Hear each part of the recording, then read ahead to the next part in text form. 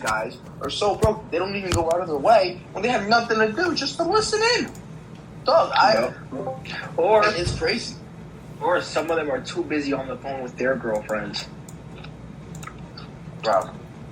You know, Jerry, let me tell you something. So you know this morning how we had a meeting with our VA? Mm-hmm.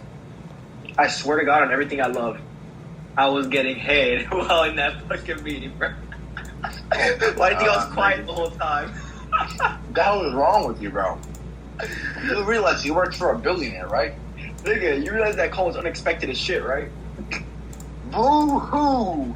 Always be ready. Boo-hoo! So if I put a gun to your head and you're getting head, ready? You don't...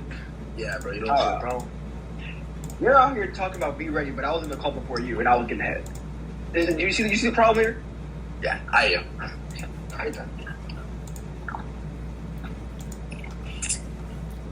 I biked 16 miles to a job interview today, and 16 miles back. You said what?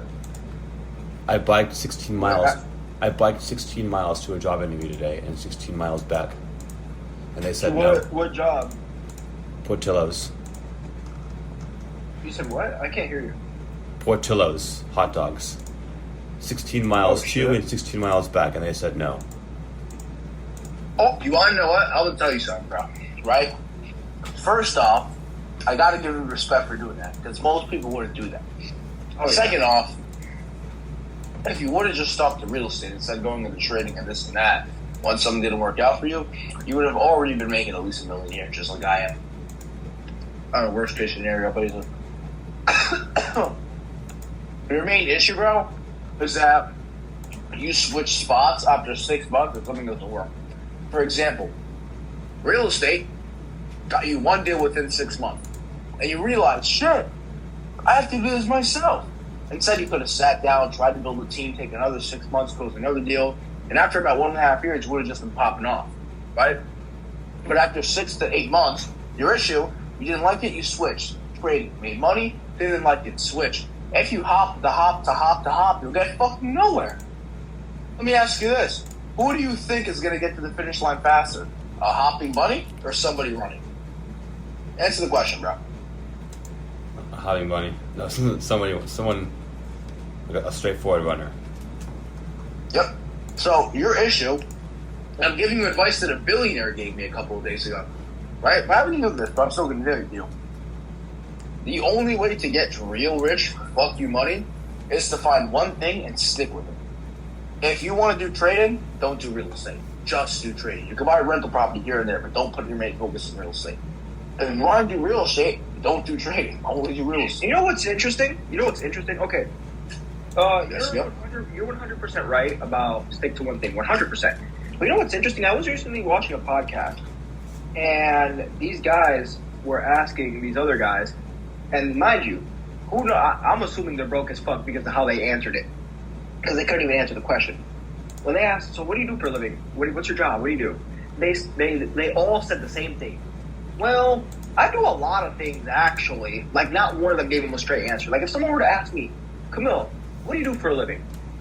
I sell real estate contracts to Section 8 investors. That's it. Even if I do crypto on the side, even if I do other... Nah, that's my label. I don't give a fuck. I could actually have multiple streams of income in the future. I would still say that. Just to make it simple. Straight to the fucking point.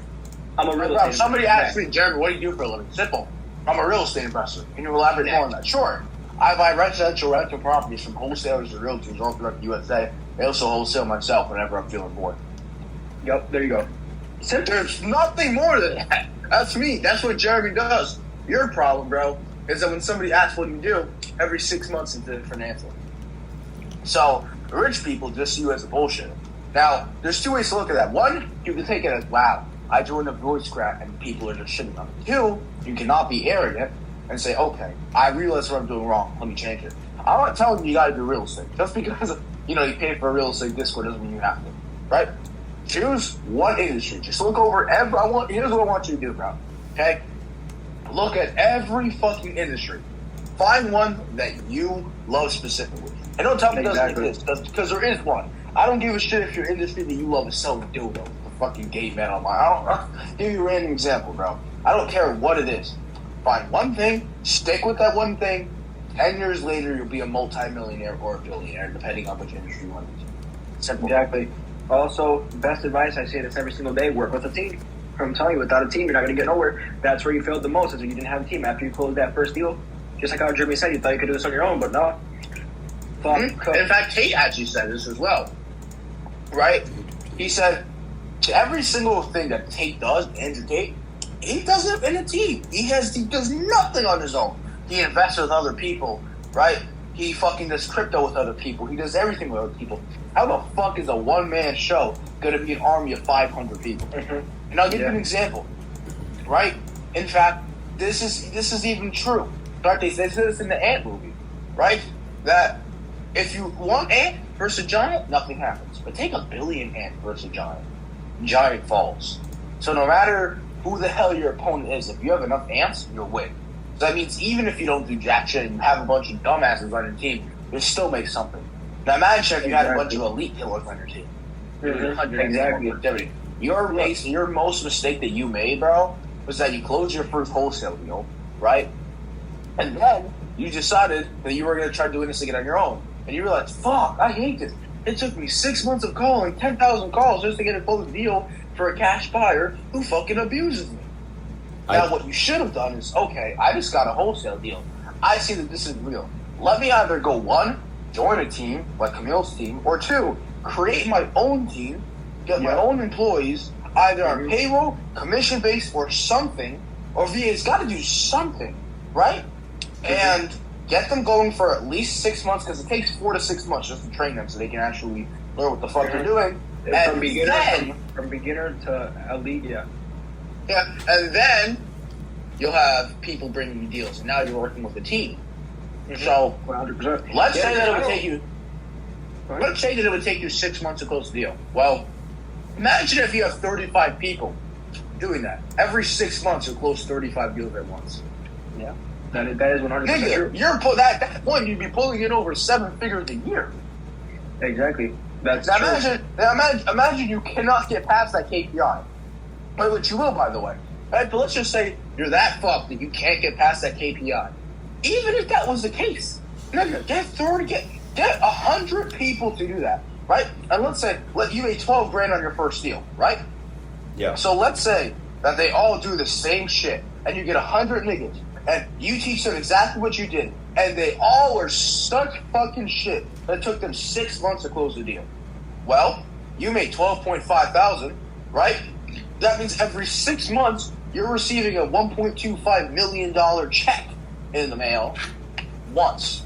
You make zero money for 6 months, and then you get $1.25 million. I don't know about you, but I would fucking love to be in that position. Yeah, exactly. And also, and I don't blame you. Will. You said, you don't want to make thousands of calls a day. I don't either. You can ask Jeremy.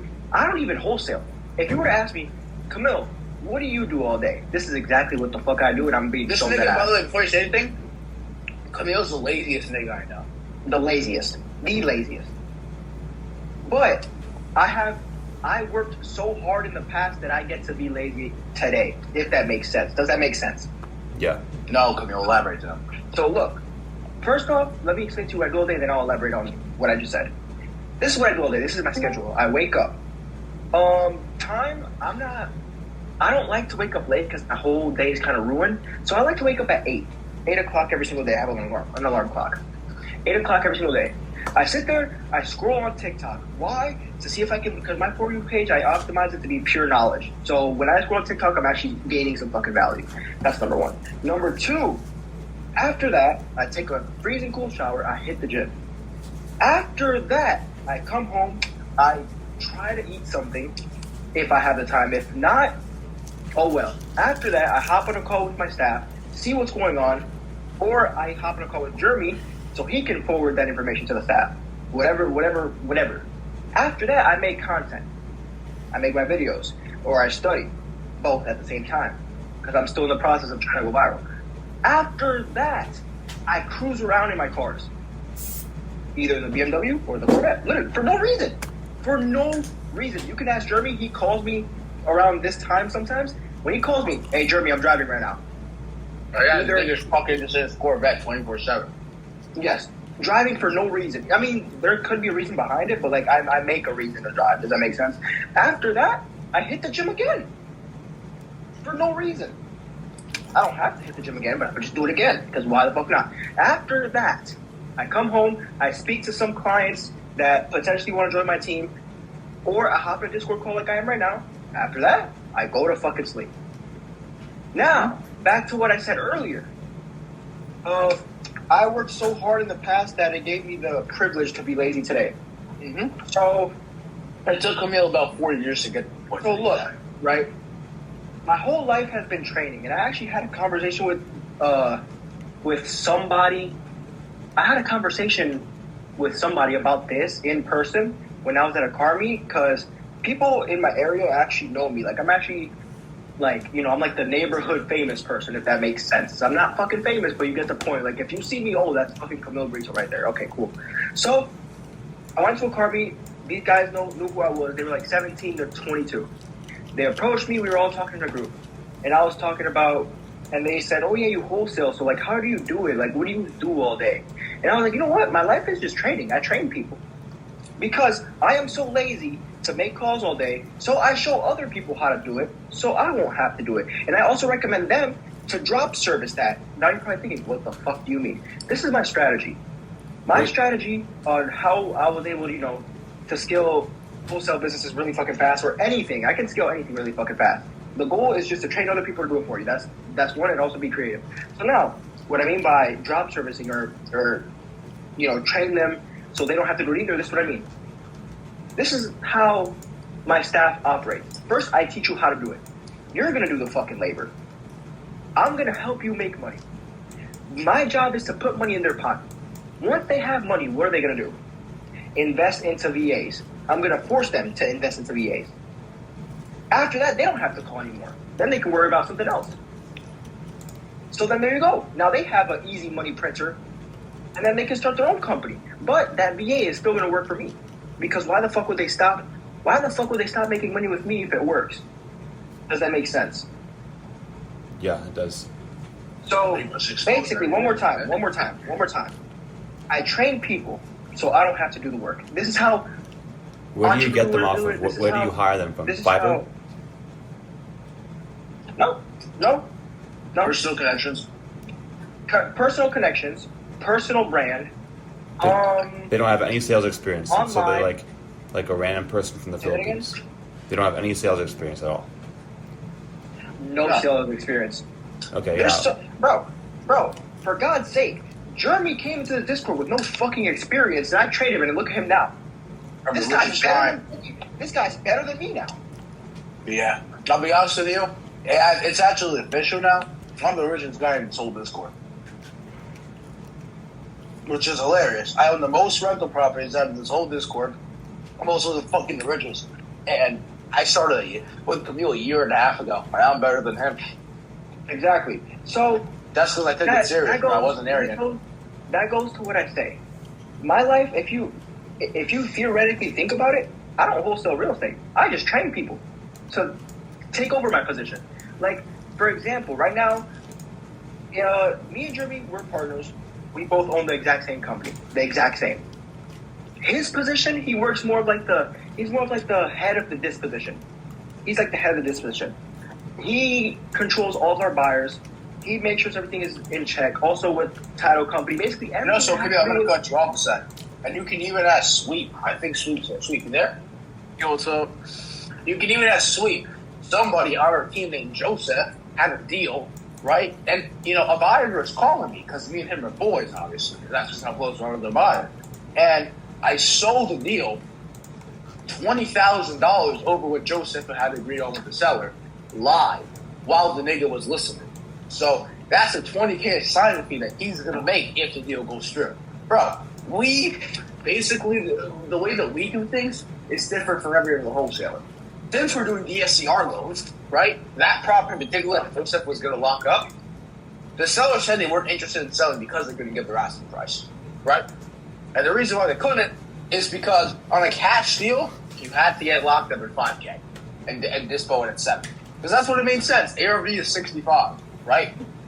We got a DSCR investor based out of Brooklyn, New York, to go ahead and buy their property for fucking $60K DSCR. Joseph got locked in at $40K DSCR. The lender would lend on that $20K, giving Joseph $20,000 in revenue. Now, how are we able to do that? Simple. Personal relationships. The real money is made in personal relationships. The reason why people love joining our team is because, one, we don't bullshit with them. There's zero bullshit. If somebody asks me a question, they get straight up answers. There's no beating around the bush. If somebody wants to see a HUD state, here it is.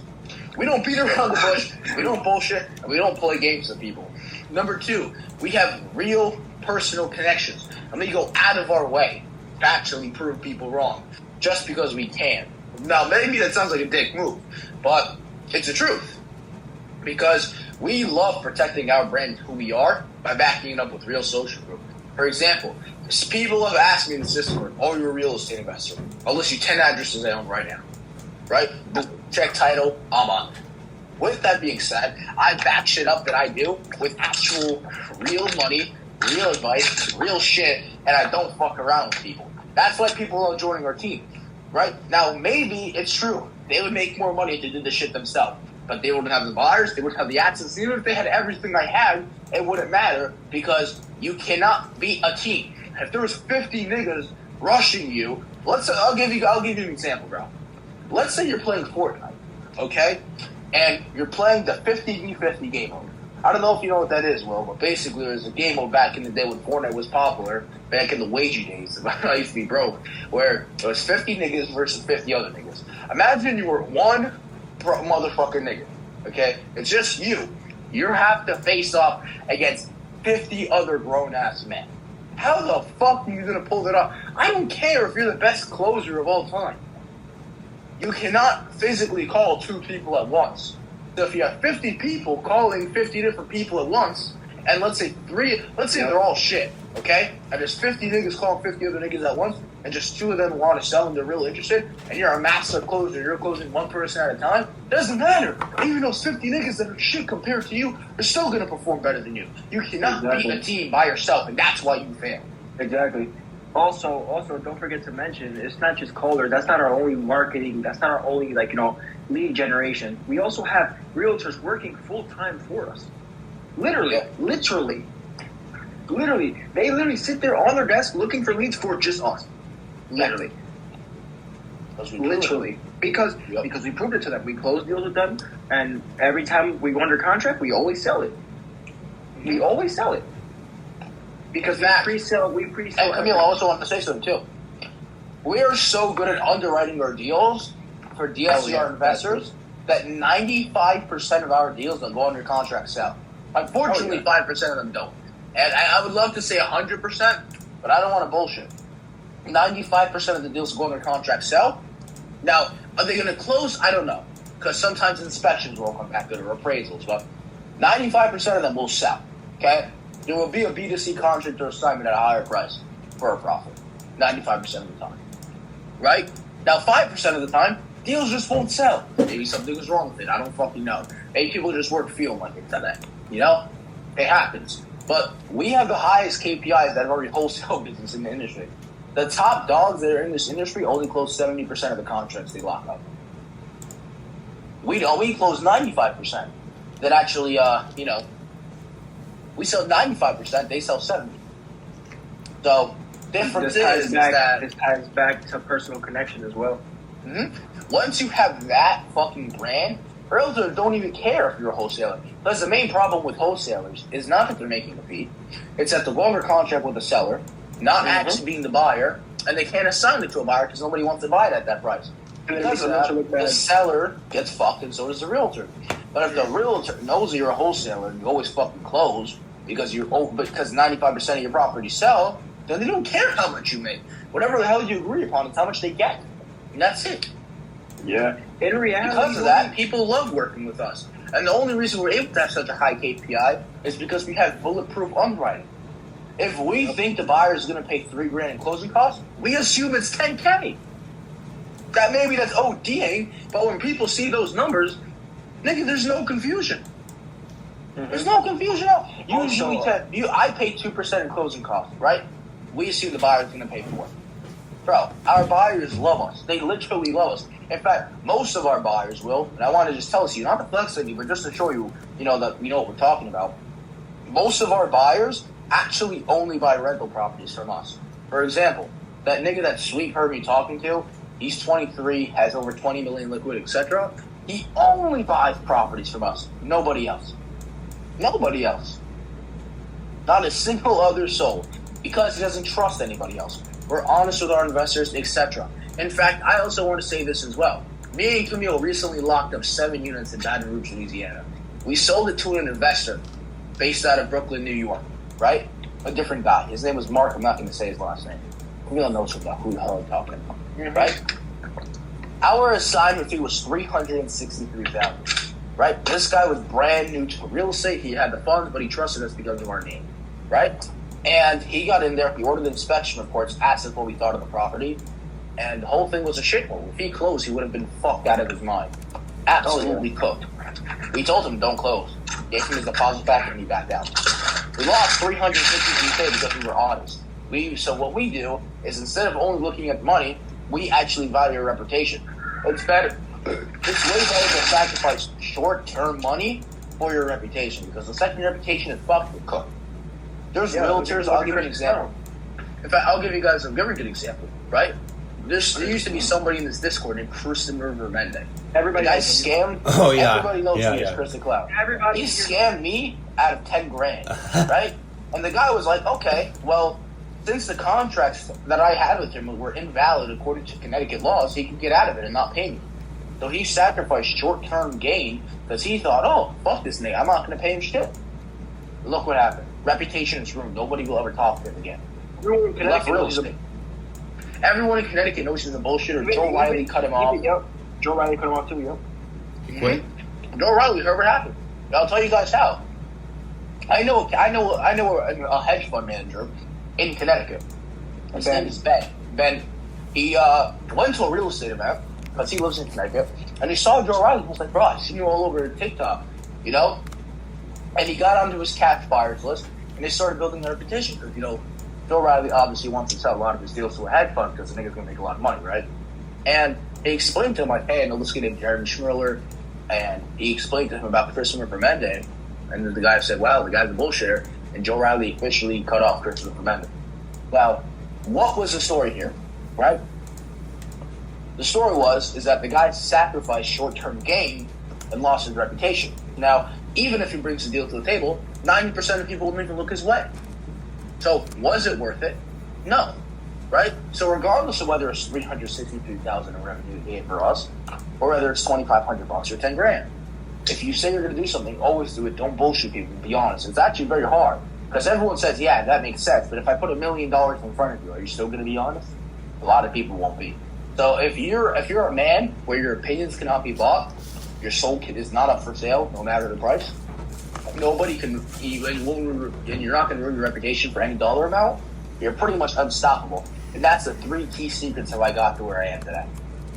And that's pretty much simple. So where you fucked up along the line, bro, is that you closed your first deal, and instead, right? Because here's how it works. Once you close your first deal, I don't care what anyone says. I don't care what I say, Camille say, fucking anyone, bro. Once you close your first deal, you have a system that works. Because whatever the fuck hell you did, words you said, action items you took, whatever the fuck you did, it worked. You got paid. That's all that matters, right? We're in the business of getting paid. So whatever the fuck you did, it worked. You got paid. Just rinse and repeat it, bro. That's it. And learn how to make it better. Eventually, you could have scaled it up so that once every 5 months you close a deal.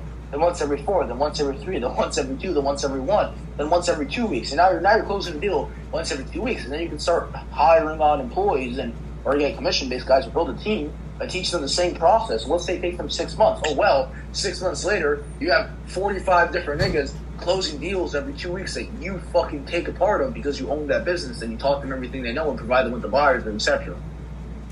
Now you could be closing deals every 2 weeks. But let's say that you were that fucked that you couldn't get past that KPI. Even if you just got 100 people on your team closing deals once every 6 months, that's still $2.5 million a year in profit in your account. I'm pretty sure you would have been way better off with $2.5 million extra per year, correct? Yeah, that's for sure. So that's the problem. What the main issue is that you had was that you found a system that worked, and instead of trying to repeat it, you decided that it would be smart to go the other way. I brought on a couple of cold callers, but they couldn't do shit. We but targeted. It takes 4 to... Because here's your issue, bro. You weren't getting feedback. You hired them for probably 3 months and called it a day, right? 1, you need to aggressively train them for at least 12 to 14 hours per day each for 6 months. It also, like I said, it took Camille 4 years to get where he is. It also might have been like with like the type of agency that I went with. I don't know. I didn't like hire off of Fiverr. As long as you have a personal, because look, we have personal VAs, right? And also the crazy thing about it is it's not even funded by us. We sold a percentage of our company to a billionaire that is literally paying for all of our expenses. So the VAs are free as shit. That's how bad. That's how we have about a 500 VA team that's about to come into our business, bro.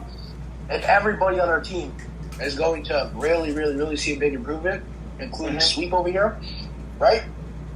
And so look, we're not even funding it. Now, why? Personal brand. People know who we are. And even if we didn't have a personal brand, reputation. And I'll tell you why, right? When you don't scam people in the real estate business, which is very hard, because, everybody says they're honest, bro, but if I put $10 million in cash in front of you, all you gotta do is lie a little bit. Would you really do it? Deep down, are you really gonna do it? Probably not. Us, we wouldn't even think about it for a second. Fuck no. Honesty is way better than money, because there's certain things you can't buy back. You can buy back your time, but you can never go back in time, right? Mm-hmm. You can also never buy back your reputation. It doesn't work. Once a bullshitter, always a bullshitter. That's how people see it, right? People judge. Everybody says don't judge a book by its cover. I don't give a fuck what the hell they say in school. Everyone judges a book by its cover. If you pull up in a $3,000 car and you're a billionaire, people are going to treat you like shit. If you pull up in a Lambo and you're poor, people are going to treat you like a god. Everybody judges the book by its cover. I don't give a fuck what you say. And the people that say don't judge a book by its cover, 99% of them are losers and fucking ignorant. And I'm coming from somebody, if you want to know that, and if you're going to say, oh, but Jeremy, how can you say that about people? I used to be a loser. Go look at my Instagram, bro. There's a highlight called before X after. You can go see what the fuck I used to look like, bro. You can go see. I promise you. It looks absolutely disgusting. I would want to punch that person in the face. And I'm talking about past me from 4 years ago. So, the main issue where you fucked up was you decided to not continue your system, right? So, you now know what the problem is. You now know how it happened. Your solution, find one industry you want to work in. I don't care if it's trading. I don't care if it's selling dildos to gay men online. I don't care if it's porn. I don't care if it's real estate. I don't give a fuck what it is. Do your research. Find one industry you want to stick in. And no matter what happens, you don't quit. You work 18 hours a day for 7 years. I promise you'll have enough money to go ahead and buy the whole Amazon company yourself. Exactly, yeah. Because look, everybody online, let's say, for example, wholesaling, right? Gurus online, they don't ever... I mean, I don't do it either. I only do it when we're in chats like this. But gurus online, they never actually talk about how to actually run a business. Like what we just said, like, for example, like real estate. Like, let's say, for example, Richard Taylor. They just talk about, or like Zach Ginn, whatever the fuck.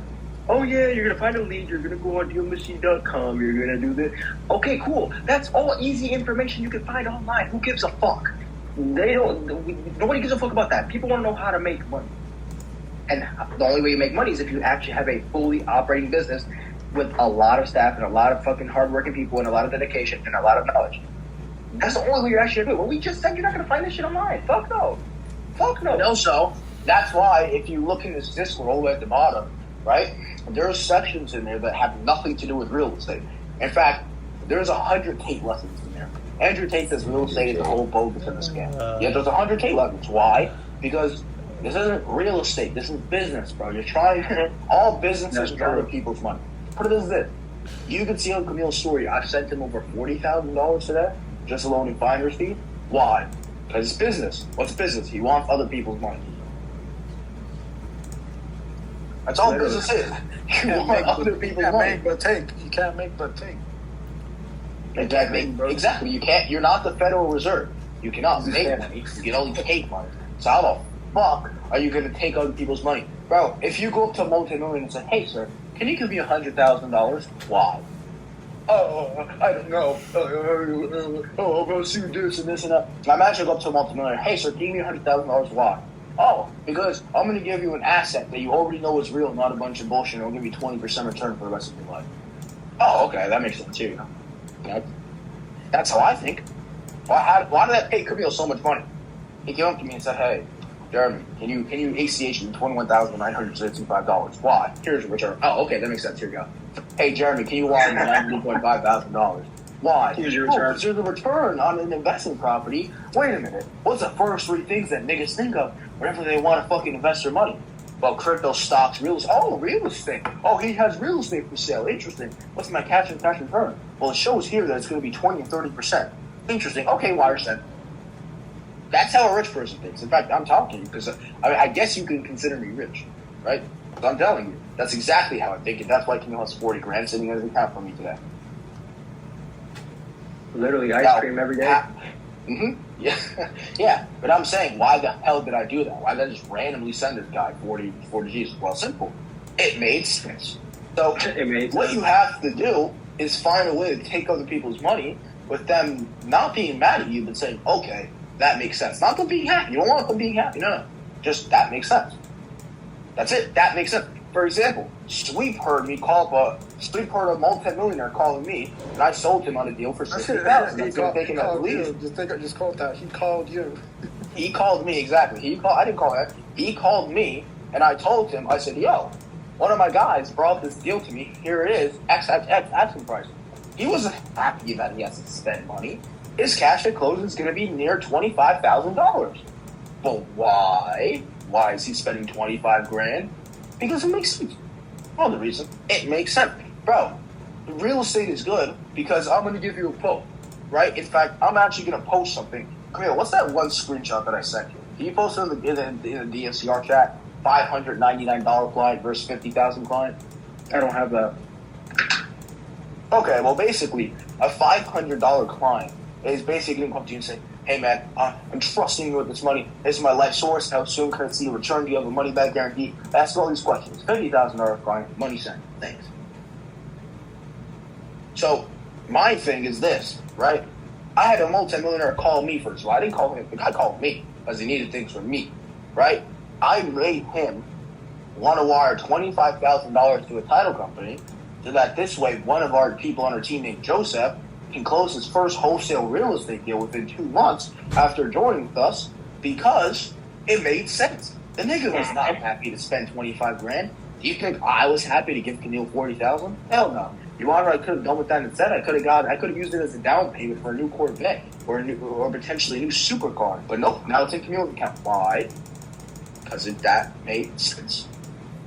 So that's your solution. Find a industry, right? My favorite one is real estate, personally. But if you don't like real estate, find something else, right? People should pay you, and the only thing that should be going through their mind is, okay, that makes sense. Not, oh my God, I'm so happy I just did that. No, you don't want them thinking that. You don't want them being pissed that they paid you either, because then they're going to try to find a way to get their money back. The only thing that they should be thinking is that makes sense. And that's and that's just the truth. Yeah. Right? For example, that buyer, he's buying a property in St. Louis, Missouri for one of our guys.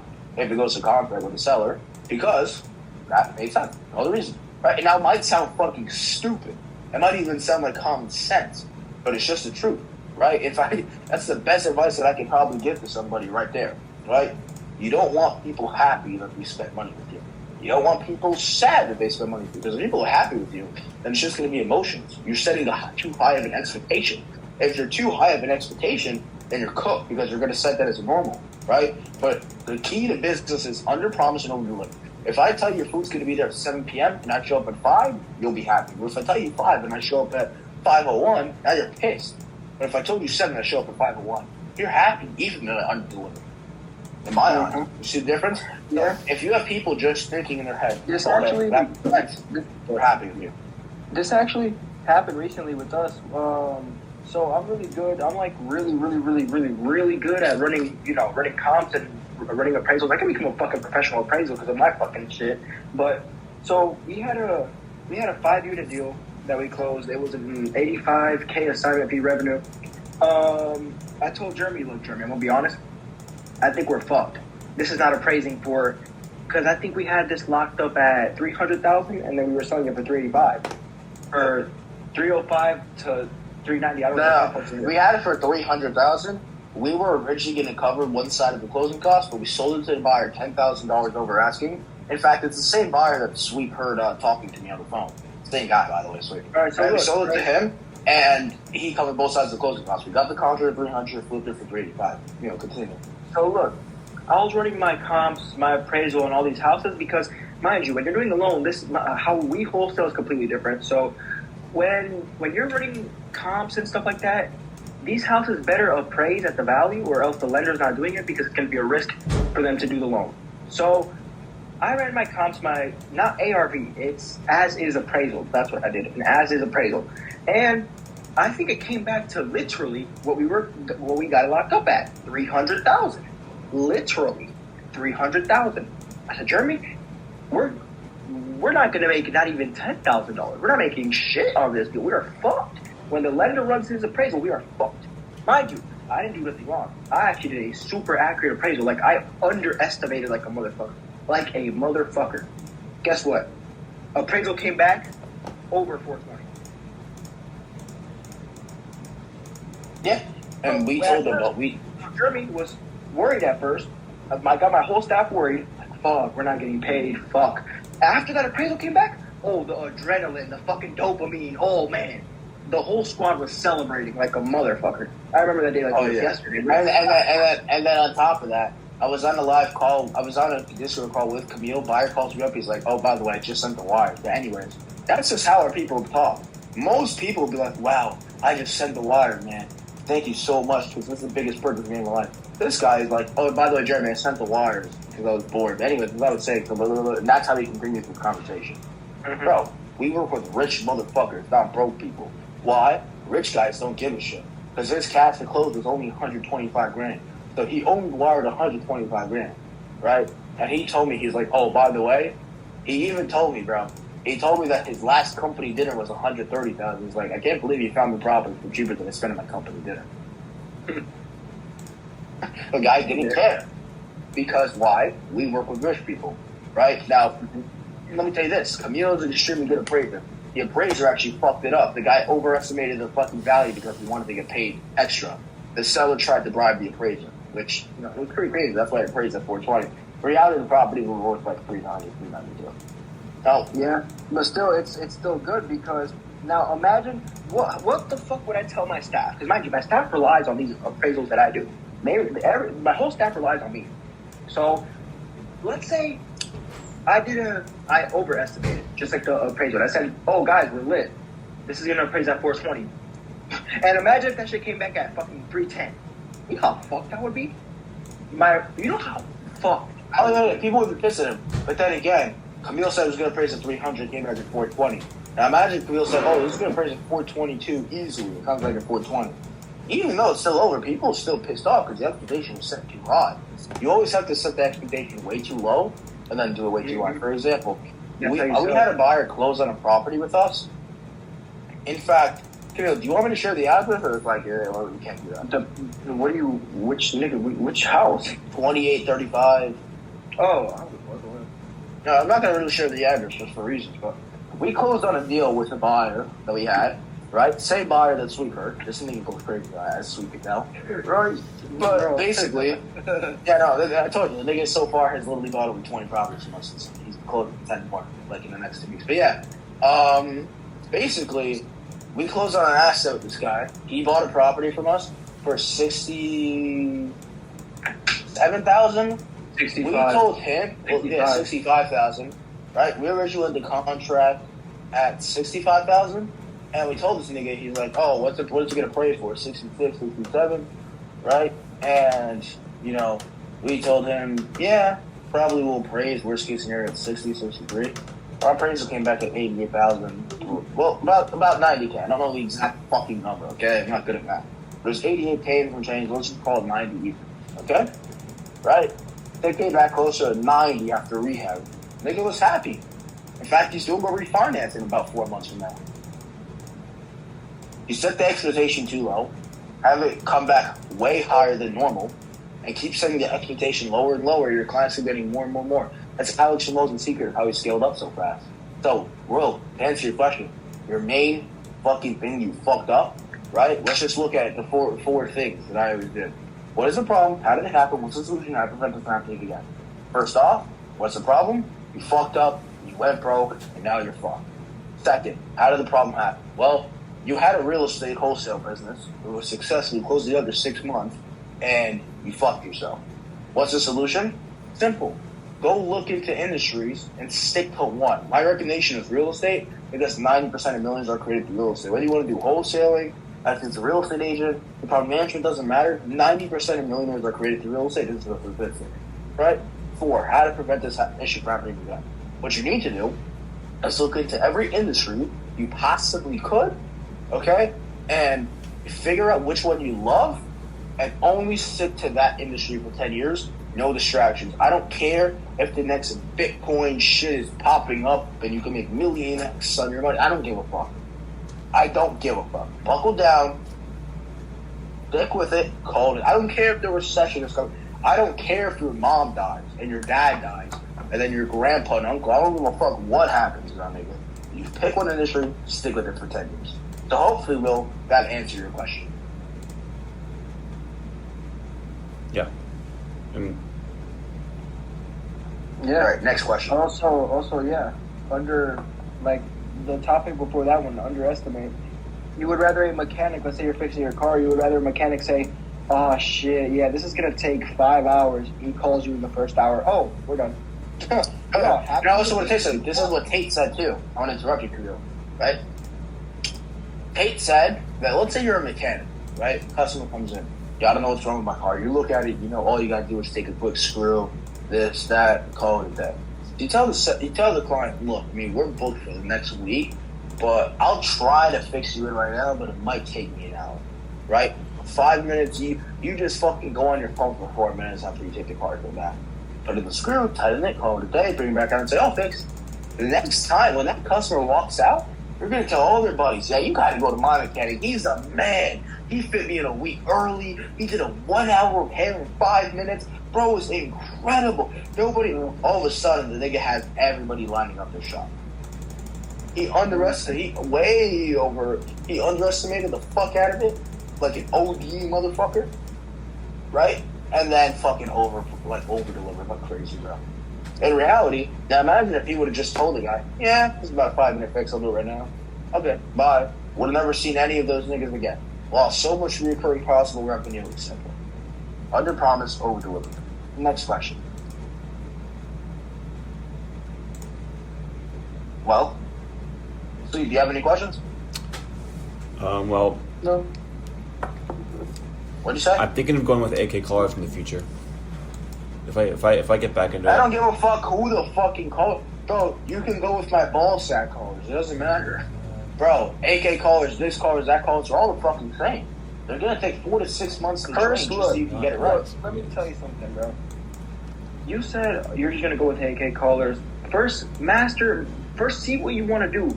Plan out your company. Plan out your business. Let me give you a Vincent Fisher quote, bro. I just want to travel. Why don't you go to Will? Why don't you fucking go with Will callers? Huh? What? Learn how to master calling yourself, bro. How the fuck are you gonna hire niggas? Yeah, this is the mistake that I made, by the way. This goes back to fucking 2023, bro. Right? And Camille, just listen a second. This is about 2023. I got into real estate wholesaling. You were the one that put me onto the VA company with fucking Sam and their bullshit callers, right? And not your fault, by the way. My fault, right? Will. Will over here. No, Will. Just listen up. I got into the industry. I thought, oh, well, let me try automating the whole thing.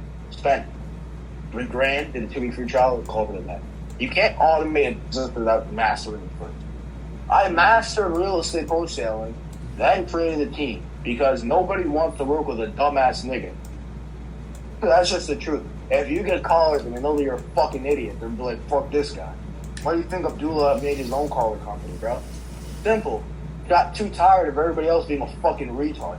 Instead of AK callers, why don't you go with Will callers, bro? Call yourself, my nigga. Master that. Yeah, because find niggas that are actually legit, and then hire them to call. You don't even need to pay them a salary.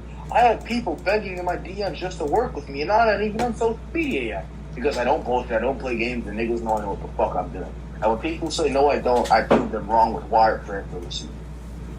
Yeah, literally will callers, and the slogan is, why? Because they will call. Yeah, and you can say some dumbass shit. Bro, I paid, what is this? I recently just did a real estate deal with somebody who fucking calls their company Dick Fuck Holdings. No one cares about who the owner is and this and that and that. Bro, the same niggas from Sam Callers can work for AK Callers, bro. You achieve nothing. The branding doesn't matter, bro. It's like getting Gucci and Louis Vuitton. You gotta be a fucking idiot to spend $3,000 on a coat that costs $5 to make. Doesn't matter, bro. Instead of fucking AK Callers, try Will Callers, bro. Call your fucking self. Learn how to do it the right way. Hire niggas either on commission or salary based. Teach them how to do it, which will take you 4 to 6 months, and boom, now you're chilling. Even if you just only talk from personal experience and you only know how to close a deal once every 6 months, if they all copy what the fuck you do, that means every nigga's closing a deal once every 6 months. And let's say they all make an average of $12,250, which is what you made on your deal, right? And let's say you take 50% of that because you're actually able to dispo it, because you have cash buyers, but you just don't have acquisitions because you're a fucking idiot and don't know how to call. Right, so let's use that to your advantage. Right, your average deal is going to make you let's say $6,000 even. Okay, on a worst case scenario because you let the nigga take 52% or whatever. Right, or let's say you get 250 niggas to fucking work with you. Okay, that means every 6 months you make 0 for 6 months. On a 6 month, you make $1.5 million in wires. Yeah, that is true. Let's take that now on a year by year basis. Right, 2. That means you make $3 million a year, which puts you, if you divide that at 12 on a 12-year basis salary, right, you would be making $250K a month, even with just the knowledge you know now. And then don't tell me, oh, this, that. I don't give a fuck. Whatever the fuck you did ended up working and you receiving a wire from the title company or title attorney. You got paid. Rinse and repeat it, bro. That's my advice. Yeah, no AK Callers, this time I'm going to stick with this callers, that callers. Bro, still stick with fucking Will Callers, bro. Create it yourself. You want something done, do it your own way. Right? Fucking make a system, realize that callers that. Bro, I invented DSCR wholesaling myself and put me along. Why? Because I wasn't making money regular wholesaling. I didn't like the rules, so instead of finding a loophole, I changed it.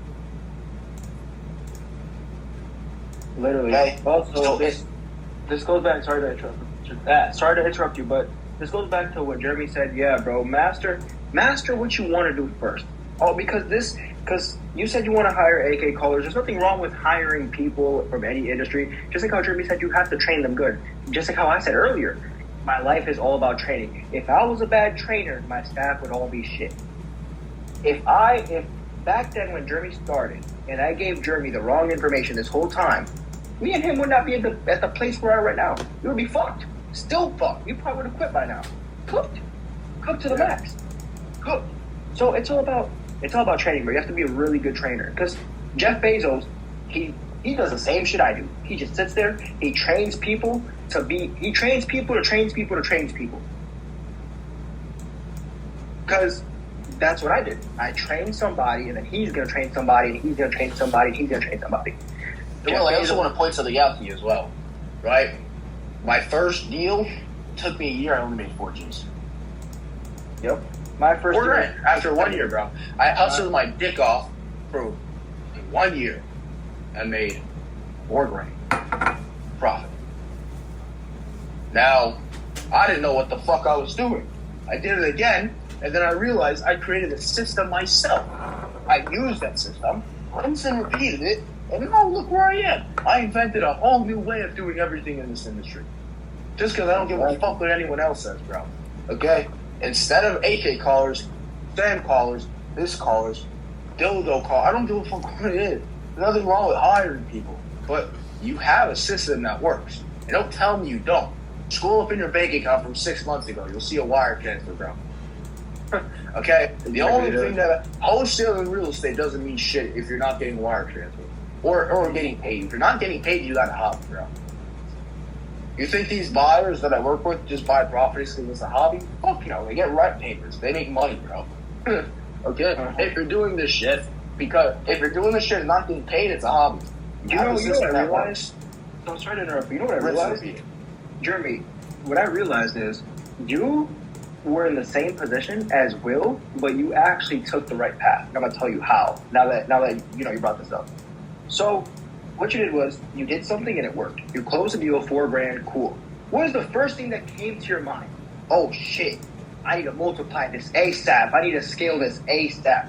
The first thing that came to mind was, wait a minute, this actually works? Wait, what the fuck? Yeah, well, obviously, but you get the point. After that, Jeremy, he had to scale. Who did he contact? Camille Brito, the person who put him on in the first place. He put me on, and then I added the seasoning into the business. I told him, yo, look, if you train people and you actually have a lot of fucking people doing the work for you, it's gonna fucking work. I told him, look, Jeremy, this is what you're gonna do. You're gonna have someone do acquisitions here, do this here, and here. What did Jeremy do? Not be arrogant. He listened. Look at him now. Also, say, Camille, fuck it. Join my shit too. Join the squad too. Fuck it. Let's create our own thing. So I said, all right, let's do it. Now look at us now. Now we have a literal billionaire that is funding our salary-based employees, and we don't pay shit. Yeah. And best part is, bro, I'm not even 18 yet. I'm actually turning 18 in the month. That's the difference. That right there, because Will and Jeremy were actually in the same position. Yeah, we were in the same position, bro, but instead of you going left, I went right. That was it. Exactly. Okay. Look, Will, what you were trying to do is, this is what you did, Will. You close your deal. Okay, cool. This actually works. Just like how Jeremy said the same thing. This actually works. But what you did was, I'm just keep doing the same thing. Call. Oh, it's not working. Fuck. Oh, no. Instead of sitting there thinking what went wrong, yada, yada, yada. Because there's been times where Jeremy had some things go the wrong way, and he actually sat there and thought, how can I prevent this from happening in the future? And that's exactly what he did. I also want to add on what you were saying, right? Business is 99% mindset, 1% good. Hey, wait. Quick 5 seconds. I got to leave in 10 minutes because I have to hop on a call. But continue. So, as I was saying, business is 99% mindset, 10% doing. Me and Will were in the same position, okay? And one person went right, one person went left, okay? The only difference, because, bro, we were in the same position. I was in school, you were in school. We're both broke as shit, same position, same everything. I sat here, analyzed, and changed my mindset. You didn't, and now we're in both different positions at the end of the day. Did the same moves, made the same shit, ended up in two different places. Now, what is this for? Am I saying this to be a dick? No, not whatsoever. Right? But what I will tell you is as follows, okay? In order to actually get to where you want to be, bro, you have to actually change your mindset first. And everybody says this, but nobody actually understands what it means, right? So I'm just going to go ahead and say it. If you want to get to where you want to be, the only way you're going to fucking do it, okay, is if you, 1, 10x your mindset. 2, you're going to have to actually first look at what the hell you want to do, and then just fucking do it. Now, that might sound stupid as shit, but that's probably the best advice that I can give. Because the truth at the end of the day, bro, is we had two different directions to go to. One went right, one went left. Right? But the difference between me and you is that I didn't give a shit about what anybody else was saying. I created my own way. The richest people created their own way. Jeff Bezos created Amazon. You want to get rich, you got to create something. You can't just fucking do what people are doing online and hope for the best. It doesn't work. I got paid on a deal because I brought a property and, not bought a property. I got paid on a deal because a buyer bought a property for me using a DSCR loan. And I made 4 G's and I was like, wait a minute, this shit works? Let me try doing it again. Did it again. It worked. Right? Next I was like, fuck. I'm going to do this again. Did it again. Shit worked. I had a system. I was rinsing and repeating it. And then I put Camille on and he added the seasoning and now I'm here. I'm chilling. Bro, guess what I did today? I took a nap from 1 to 4 p.m. and I woke up to another wire transfer. Exactly. Now, people will probably say this, oh, oh, that's not fair, Jeremy. Why do you have this whole team? Simple. Maybe I get to live it easy, bro. But also, when shit goes wrong, I take accountability. The best part of being on a team is when shit goes wrong, right? The person who gets fucked is the owner. And you still get to make good money. Bro, a lot of people on our team make at least $20K a month. They're happy with it. And we're making probably, a lot more than that. But at the same time, we also take on all the risk and the legal liability, and we also front all the money and this and that, and no one takes any responsibility. And there's actually some people that don't even, like, for example, one of our underwriters, I'm not going to disclose his name, he doesn't even want to be the owner. He would rather sit there and make easy money, just underwrite. He would rather make it easy. He doesn't make this now, but I'm talking future references. He would rather sit there and make it easy $100K a month, not doing jack shit, just underwriting deals, or maybe have his own little VA underwrite for him, instead of him being at the top and taking huge I've actually asked him, bro. Because he doesn't want to say his name, right? But he works with us. He doesn't want to take a risk. Plus, I've actually asked him, I was like, hey, do you want to start calling? And he told me, he's like, Jeremy, I'd rather you pay me $5K a month than $100K a month. Or 100. He told me, I'd rather you pay me $5K a month than $100K a day to underwrite. I don't get paid, though. I don't want to do cold calling. Bro, certain people want to do certain things. And, hey, I respect him. There's nothing wrong with that. His decision, there's absolutely nothing wrong with that. Yeah, because you can't do everything. If you're a one-man show, you're not going to beat everything. Like I said, I don't give a fuck if you're John Cena and the Hulk combined. If you got 1,000 people shooting nuclear missiles at you, bro, you're cooked. I don't want to hear it. And I don't care if each of those people are 3-year-olds. You're still losing. Cooked. You cannot beat people without a team. You need a team. It is team against team. Amazon versus Google. There is no fucking Hulk. No, it's actually Amazon. It's Amazon versus eBay. I know, but you get the point. It's team versus team.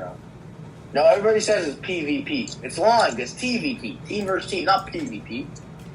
The rich people see it as a myth to fucking confuse everybody. So hopefully, Bill, that answered your question. Oh, by the way, Camille, as we were talking, we just locked up another deal. Yeah, but this also goes back sweep.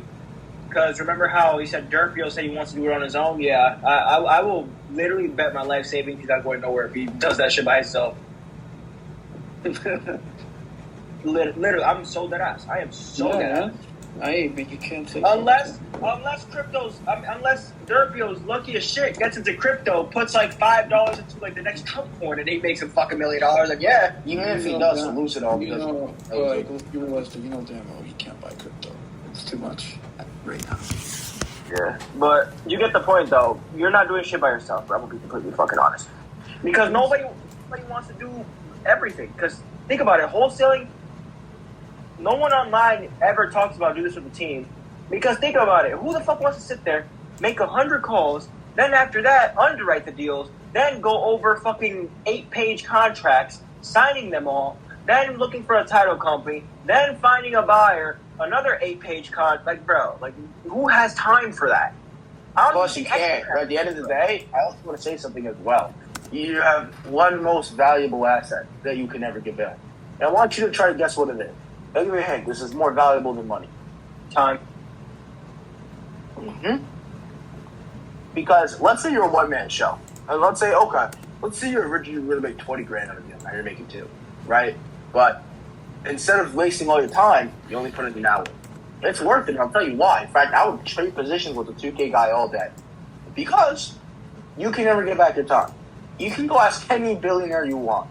They will empty their whole net worth, their whole balance sheet, give you everything they got, nigga. Go dance naked in the front of the street. Everything. If they could just go back in time by 10 years. Just 10 years. Not even go back to the age of being 15. Just 10 years. Bro, people will do anything for time.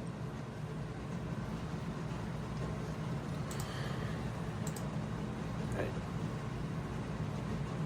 Yeah. I actually stopped calling, like, after the deal, because I was like, all right, how am I going to figure out how to scale? Well, that's your issue. Your fucking thing involved you calling. So you need to keep on calling until you figure out how to scale. Bro, I was doing everything on my own until I figured it out. I didn't just stop what I was doing, figured it out, and then did it. That's gay. Yeah, that's true. It's probably going to take you at least 2 months to figure it out. That means if you stop for 2 months, you lose your momentum. And I'm going to tell you something. Alex Hormozy says this. when is the best time to call a prospect? I want you to try to tell me. If you can tell me right now, I'll sell you on. I'm not sure. I don't really listen to those. One shot. I'm not sure. I don't really listen to those like podcasters. Okay, fine. Well, $100, Zell, right now. If you can tell me, bro. One shot. Only Will, not you, Sweep, not Camille. And I'll sell you $100 right now if you can tell me this, bro. When is the best time to call a prospect / lead? Or buyer or anybody?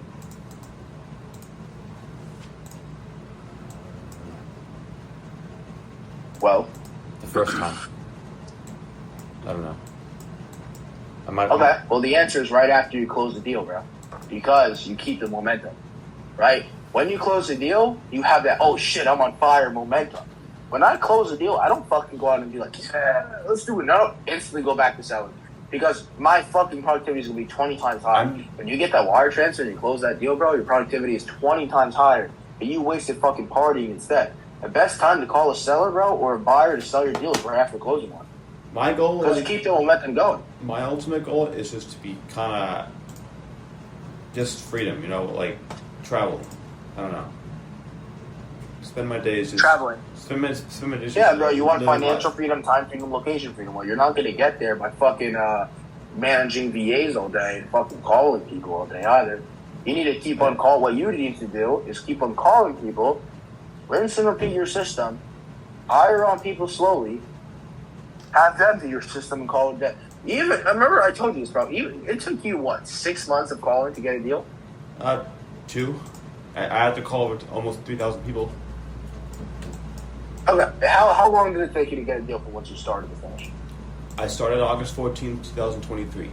I closed the deal, my first deal, November 1st, 2023. How long? 2 months? 3 months? 2.5. That's it. So okay, it's even better. Bro, okay, let me ask you this. That's even better. Not you, Sweet. Okay, look, bro. So it took you fucking 2.5 months, right? So 2.5. So 12 divide that by 2.5, right? That's 4.8 times a year that you get paid. Times that by $12,500. That means every time you get paid. You get paid $60,000 a year per person you take on, right? That means if you were to continue doing what you were doing, you'd only make $60,000 a year, which isn't bad, but still a lot more in for. So let's say we get on 100 people, right? Fuck it, let's say you hire 250 people, bro. Dog, you'd be pulling in $15 million a year revenue. That's not bad. Right. You keep that momentum going. You keep on calling to build more results, build a team, get people to join with you. Because remember, it's not PvP, it's PvP. Team versus team. That's why people love joining my team. I don't bullshit with them. Well, guess what? Let me tell you something. I'm one of those people where I've never. The best thing that I would say is the best trait about me is that I've never once missed a payroll in my entire life. When I owed somebody money, when I owed one of my either team members or employees money or something like that back in any of my other businesses, I was paid. Even if I had to go into the red, even if I had to take out a loan to pay, I'd still pay. Your reputation is very important, bro. But your issue is that, look, you had momentum. You could have been pulling in $60K a year.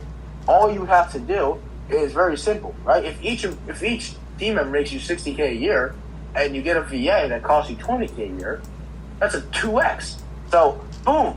Now you figured out a system. Scale that motherfucker. Scale that shit. Call it a day. Get a bunch of buyers, just for all that shit. Call it a day. Get a fucking. Let's say you start off with 12 people, right? Let's say you start small. 12 people times 60, right? 12 times 60. You would be paying $720,000 a year.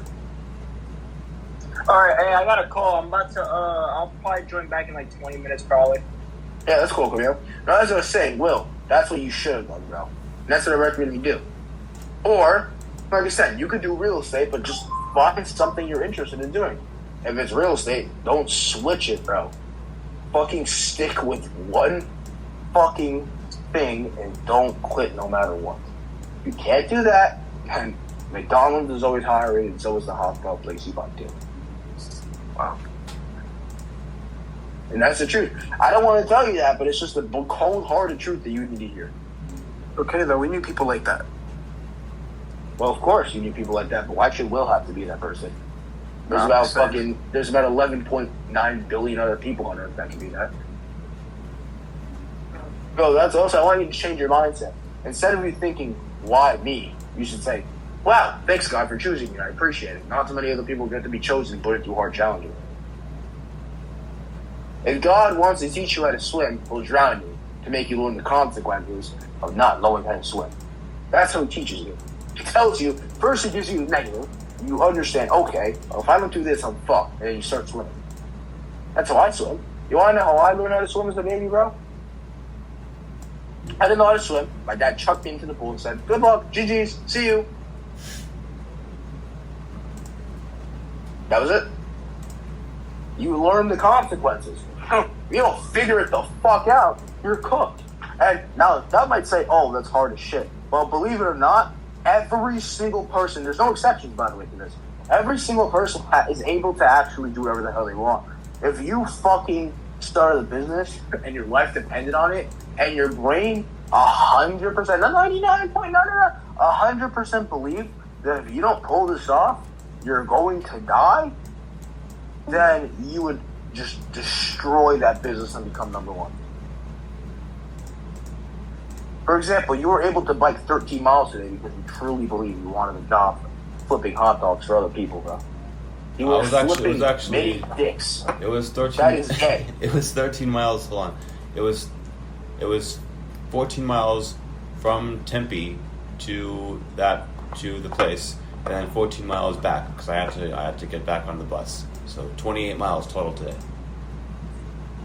So you traveled 28 miles just for them to tell you you're not even allowed to flip dicks?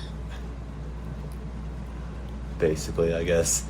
Well, they said, they said, like, well, they said, I told them I'm going to be returning to school in August.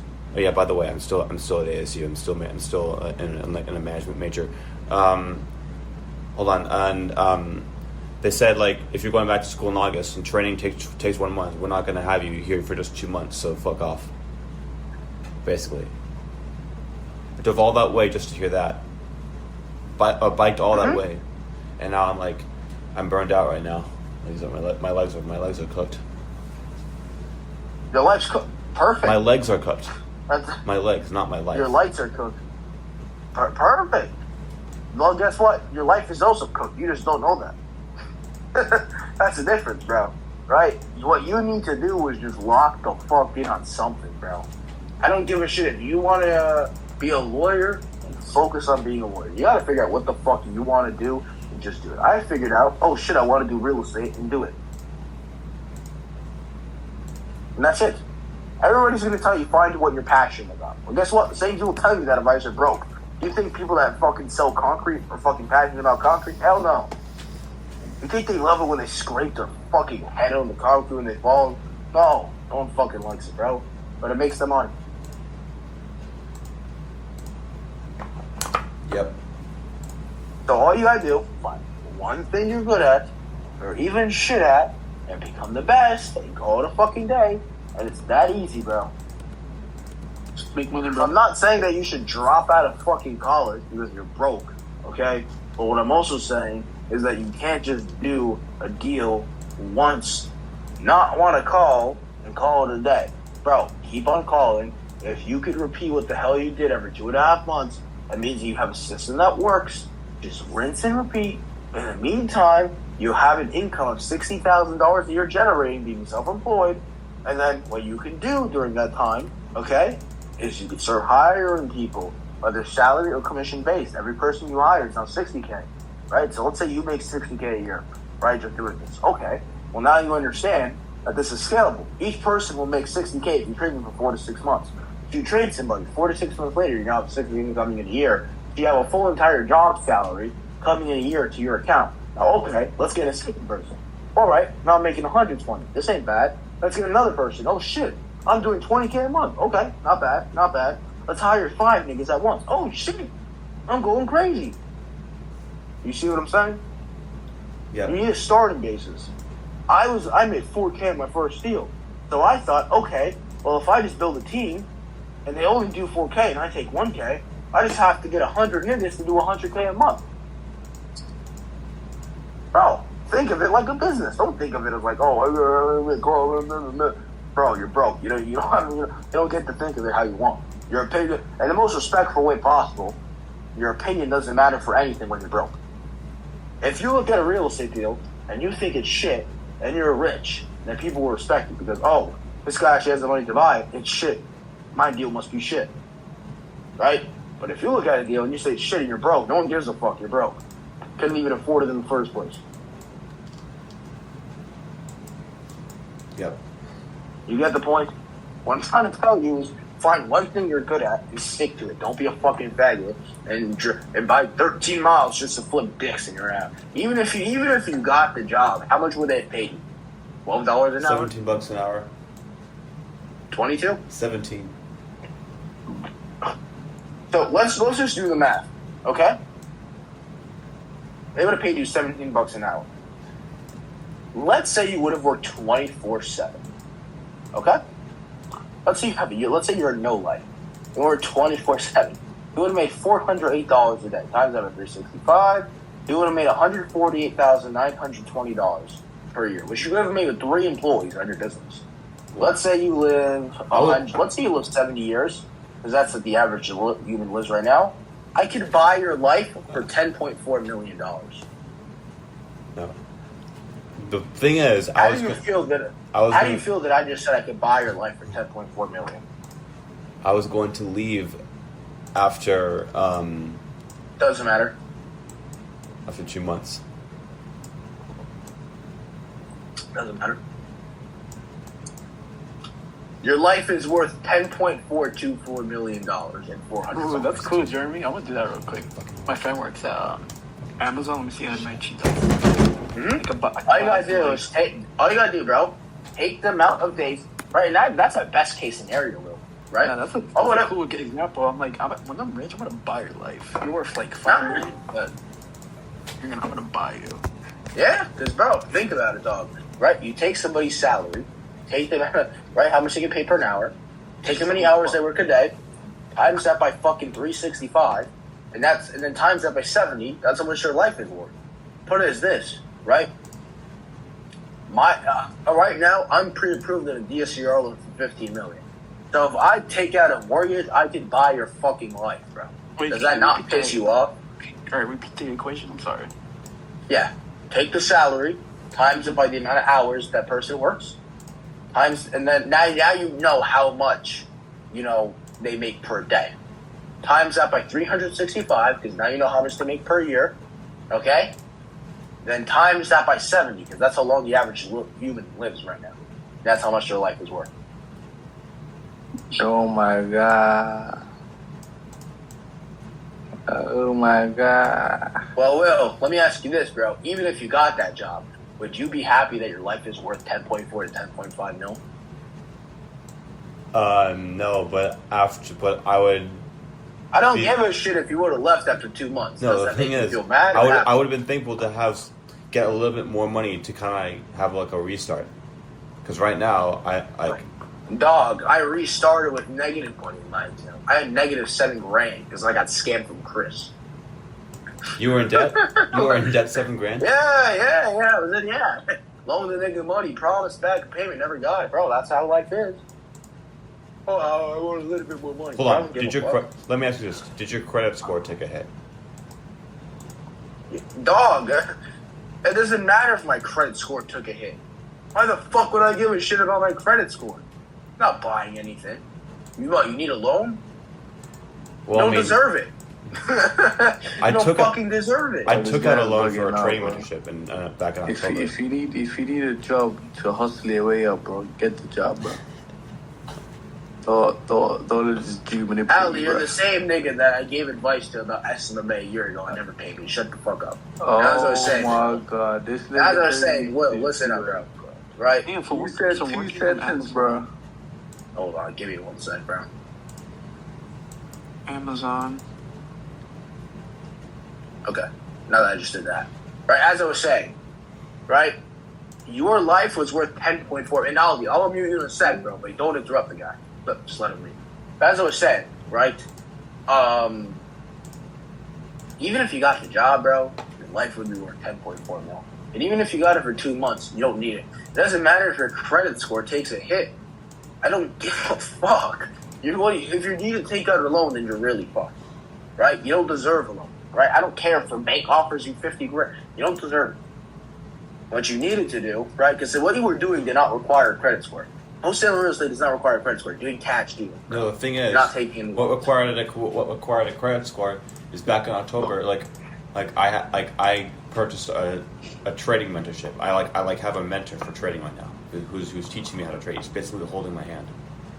And you could either pay $4,000 up front, or you could pay like kind of like a subscription based model where you pay in increments each month. So I owe $155 each month, and right now I'm overdue on 2 payments. And if I wait more than 3 months, my credit score will fall.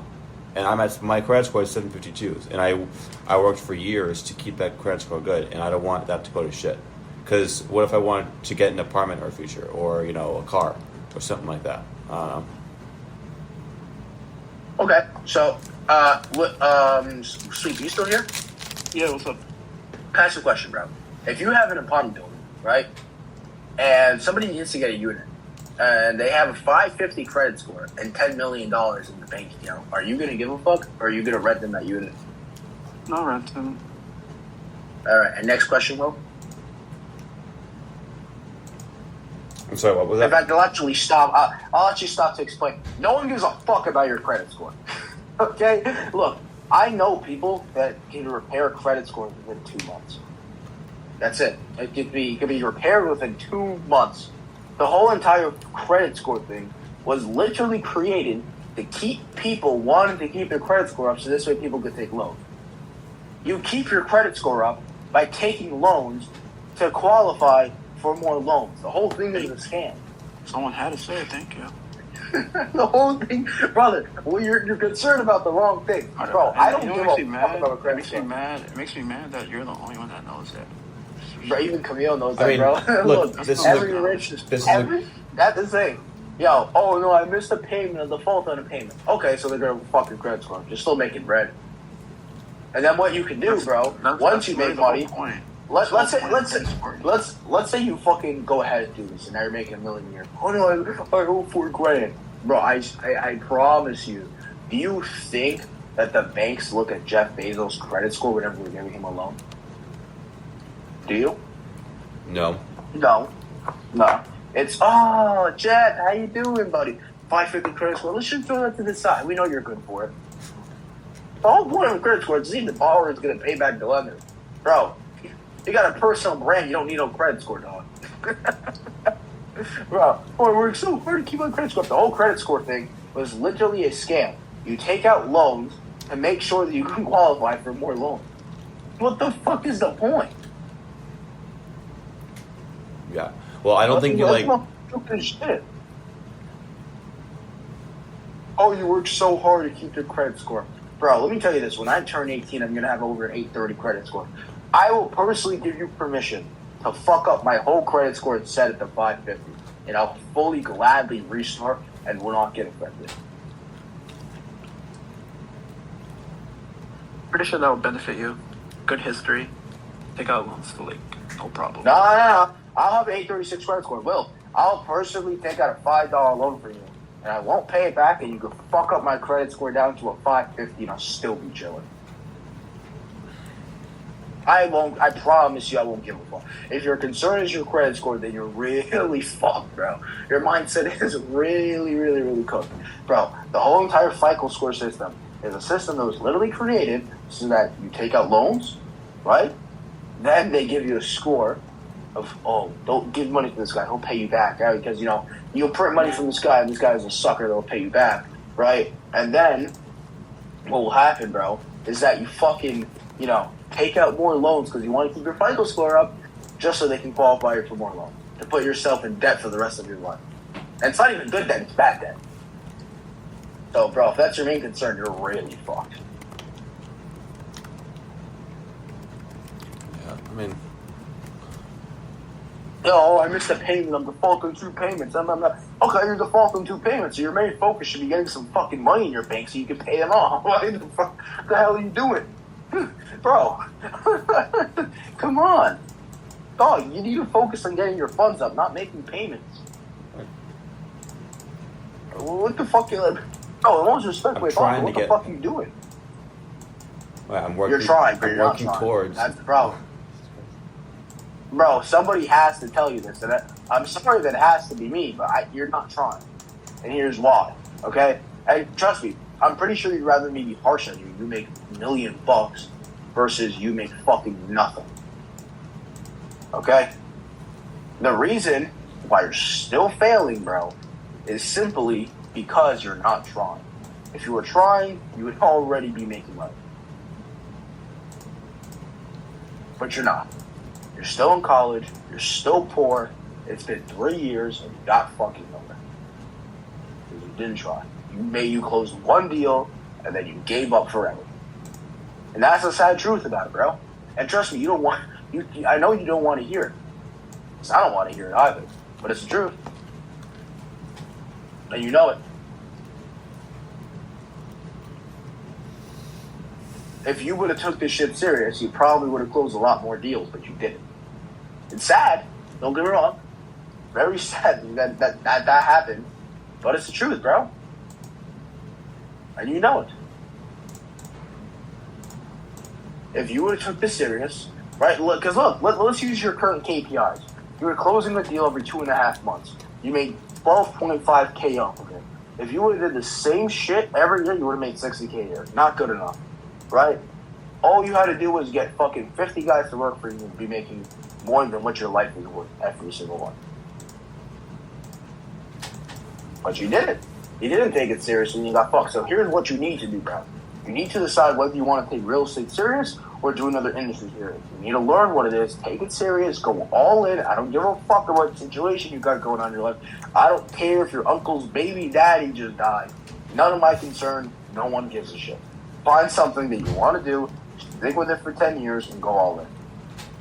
Hopefully that answers your question on what the hell you're looking for. Does it or does it not? It does. There you go. And now it sucks, right? Everything I just told you fucking sucks. No one wants to do it. Hell, if someone gave me that advice, I would be pissed at them for it. And it sounds like shit. Who the fuck wants to do that? You know? But it has to be done, bro. It's a sad truth. It has to be done. Why? Simple. If you fucking don't do that, you're cooked. That's just the truth. If you don't do it, you're cooked. You have to go all in. No one on social media talks about this, bro.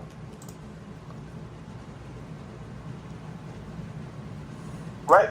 But the reality of running a business, it's way harder than people actually, the people actually are going to actually say how it is. But you got to learn how to run a real business, bro. You cannot just bullshit with people.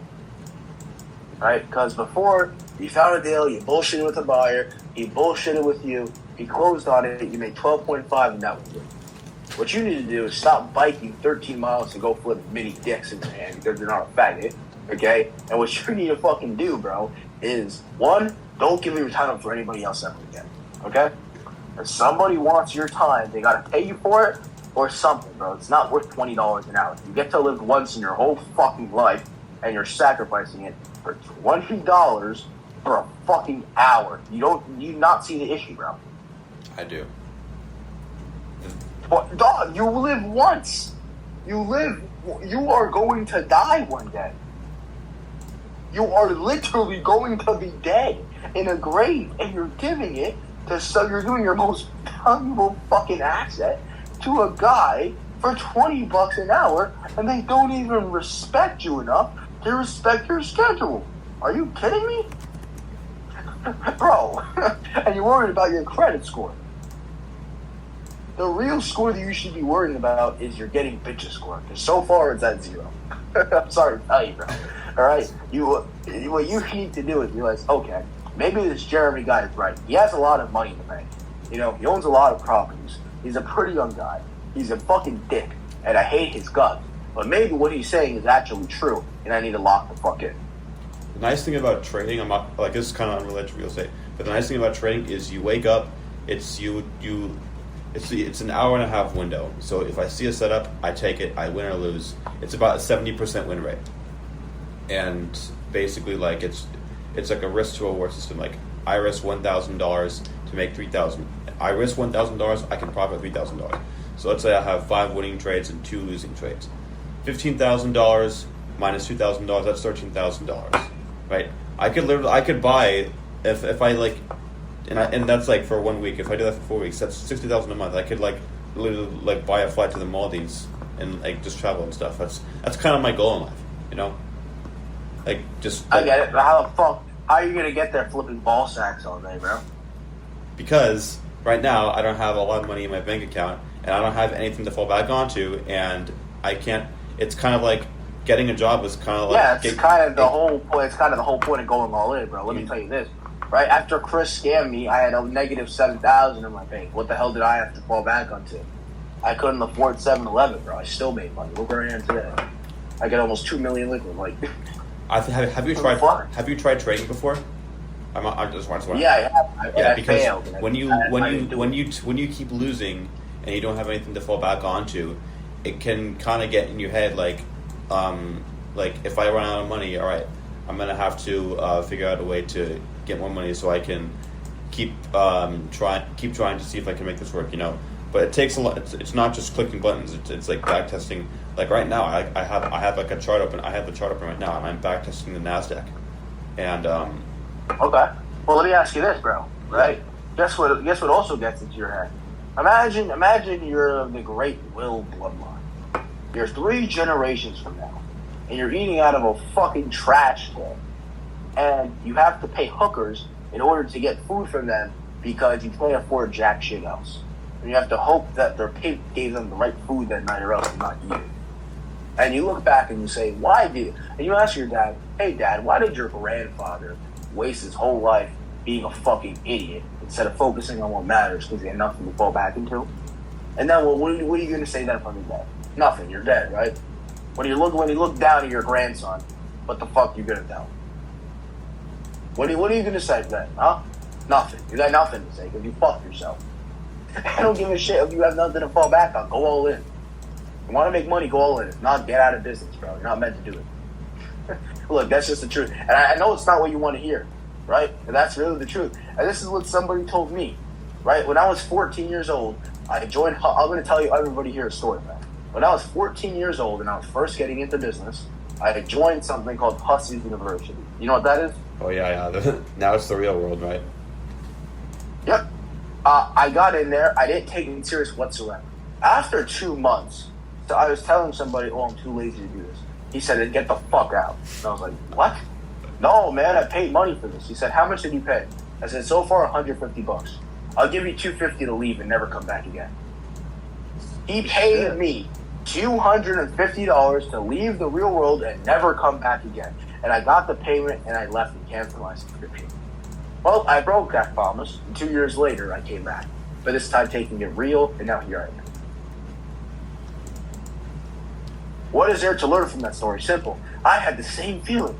Oh, I have $147 to my name. What do I do if I get nothing? Oh, but here, I need to get a good job. Leave. Bye. People have no mercy in business, bro. Try telling this to some big shot, I'll fucking laugh in your face. I don't care about your fucking credit score, what the hell you have to fall back onto. You either take it serious or get nowhere. Your choice. Do you want to win or do you want to lose? Because there is no in between, bro. There's zero in between. I'm pretty close to getting a payout with trading. Do you want to know what else you're pretty close to doing, bro? Hey, guess what else you're pretty close to doing? Well, I know it's not what you want to hear, but you're also pretty close to fucking being a loser full time. If you want to do trading, then only do trading full time. Do not do real estate. And you're probably wondering, why is Jeremy telling me this? Doesn't he own part of a real estate Discord? Doesn't he get paid this, that? I don't give a fuck. I got too much money in my account. I couldn't care if you were in here or not. What I will tell you is real advice, bro. And real advice goes as follows, okay? If you believe trading is going to be your number one source of income, you should throw real estate completely to the side and go all in on trading. But if you believe real estate is a tool that will get you to becoming rich, throw trading completely out the window and go all in on real estate. Choose one thing and one thing only that you like, okay? And once you make at least $10 million from it in that industry, then you can start going into other industries and start doing that as well. If you want to do real estate and trading at the same time, the only place you'll end up is a fucking trash can looking for food. Okay? But if you want to fucking do it in trading, first make $10 million on trading, master the entire place. Once you make $10 million profit, you can go into real estate because by then your trading business will be automated. You know what the fuck you're doing, and you can do real estate on the side. And eventually add another stream of income. You can't If have you try to other build people two trade streams of for you. income at once, you're fucked. You can't have other people trade for you. That's not. Yeah, oh well, looks like you got to go all in on trading, bro. Whatever the fuck is gonna make you the most money, dude. There's no in between, bro. Right. You're pretty close to this, and you want to keep your FICO score up. You're broke. You're broke. You're fucking poor. What the hell do you give a shit about any of this for, bro? FICO scores only benefit the rich. The only thing a FICO score does for me is gives me better rates on a DSCR loan so I can make more money on my rental properties. You can't even pay the fucking down payment. What the hell do you give a shit? You want to buy an apartment in the future. You're not going to be able to afford one at $22 an hour anyway. What the fuck is the point? Please tell me what the fuck is the point, bro. I don't understand. You're worried about your if I credit try score. it, if when I do make it and I try getting an apartment, I could be denied because I have. Yeah, and you can fix your credit score, bro. And I'm gonna tell you exactly how. What you do when you want to pay off old debt is you contact the person who bought your debt or who has your debt, which is public information. Whenever you do a hard pull on your credit score, and you tell them, "Hey, I'd like to pay off the debt. I'll only pay it off if you agree to take it off my credit score." Well, they're obviously going to say yes, and if they don't say yes, you can sue them for saying no, because it's illegal. And what you do is you get something in writing, they sign it, you send the payment, and that's it. Your credit score goes back up. And you slowly fix up your credit, and you call it a fucking day. I can give you 15 people's contact that specialize in this. Personal cell phone numbers. I What's your next issue? actually know a guy who does credit repair. His name Oh, so look at it. So your problem was already fucking solved, and you're still worrying about it. Bro, you're just calling yourself a world-class fucking retard, bro. Look, I'm not trying to make fun of you, Will, but I will tell you is this. All of your problems, you got solutions for, but you won't go all in. That's your issue, bro.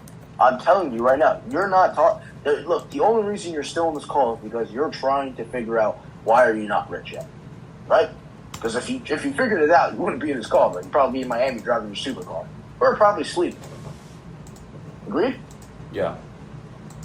Okay. So the reason why you're not rich yet is because you didn't go all in. That's it. Speaking of Miami, bro, Jeremy, when you going? About 1 to 2 months from now. Can you tell me exact date so I can go? I'll let you know. We still didn't book the flights yet. Probably sometime in June. All right. But yeah, Will, the reason why you didn't go yet, bro, is because you didn't go all in. In fact, let me ask something. Joseph, are you in this call by any chance? Hello? Sleep, is Joseph in this call? I don't know. I can't check right now. I'm busy. Yeah, Joseph, if you're in this call, you're probably muted on Discord, bro.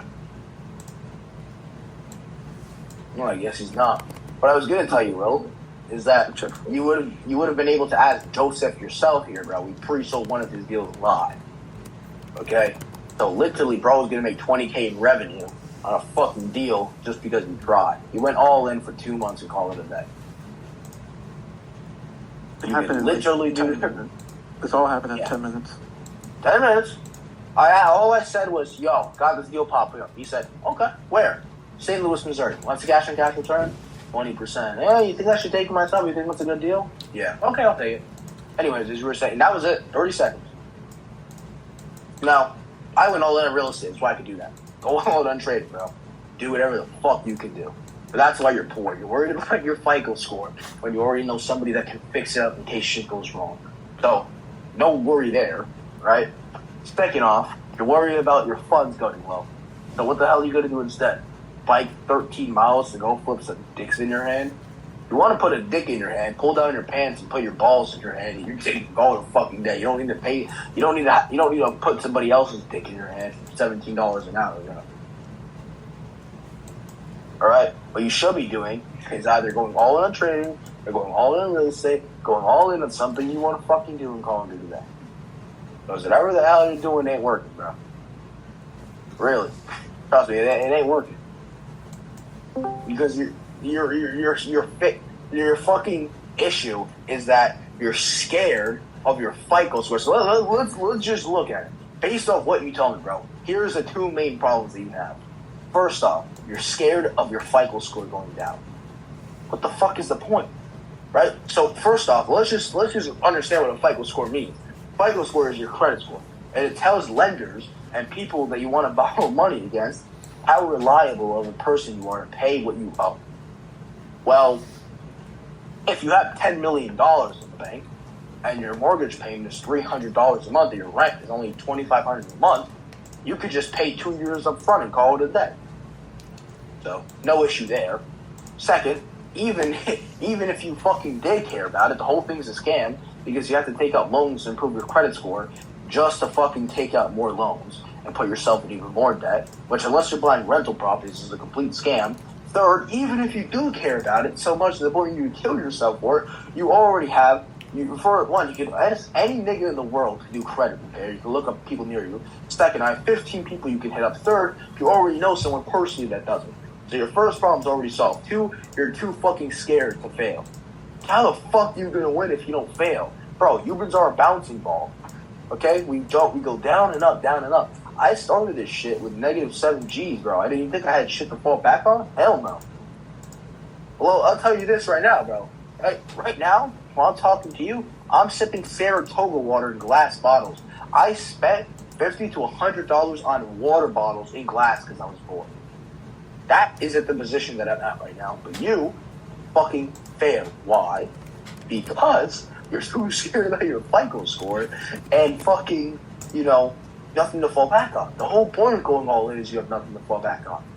When you have nothing to fall back on, you get rid of your safety net, your brain triggers something in your head saying, shit, we actually need to pull this off. Before it was wants and wants and wants and wants. It's now a need. It must be done. And that's when you'll start fucking making a lot of money. When you're backed into a corner, you have no other choice but to make it work. Correct. But you're not back into the corner because you refuse to go in the corner. What if I told you in the corner there's a door to escape? I bet you would run to that corner as fast as possible. There's your real issue. I also don't really want my parents knowing about trading until I get to like 6 figures worth of payouts. Because trust me, your parents don't care, bro. You're broke. No, they think it's gambling. Yeah, it is gambling right now. You're broke. let me tell you something. My parents told me real estate was a scam. Guess how I changed their minds? I want you to guess. How do you think I changed their mind that what I was doing was real? Right. No, it's not right. I want you to tell me. Proof of concept. How did I change my parents' minds? Proof of concept. I don't give a fuck about proof of concept. Okay, what was the proof of concept? I want you to guess what it was. That you closed the deal. No. One day I came home with $20,000 in cash. Next week I filled in my bank account with $100,000 in there liquid. Trust me, after that there's no more fucking, he did this, he did that. There was no more shit. Promise you, bro. No, it's all this, it's all that until you got results. People want to see results, they don't care about anything else. You're a failure until you win, so just win. You already know what to do, bro. Okay? You don't have to bike 13 miles to go flip hot dogs for them to tell you to go fuck yourself. That's correct. Okay? Because let's just do the equation, bro. In fact, I'm going to share my screen just so you can see this. Okay? Hold on, whether you look or not is up to you. Hold on, just a minute. Just a minute. All right. I'll be back in like Okay. Okay. Go ahead. Okay. As you see. All right, I have that. those heads. I'm back. I'm back. Right? I'm back. And look, so let's just run the equation of bro's entire life. He was getting paid $22 an hour to go flip hot dogs. AKA Actually, 17. It was actually 17. Dicks in his hand. Actually, 17. Okay. Oh, it's even worse than I thought, guys. Okay, so let's just say 17, right? Now, let's say he works 24 hours a day because of the bump. That means every day he makes $408. That's already a red flag, right? There's about $365 a year. So if he works 24/7 and sacrifices and sells his soul to the fucking hot dog ball sack line of this restaurant chain, he'll get paid $148,920 a year. The average human lives around 70 years. So, 70. Now, his whole entire life is worth $10.4244 million. Now, let me just show you guys something as well. And this is my personal, text messages. Let's just look at my pre-approval. Hold on. Wrong thing. Let's just go ahead and look at my pre-approval letter. So, my pre-approval letter is for $15 million, right? His life is worth $10.424 million. So, technically, I can buy your whole life with a DSCR loan.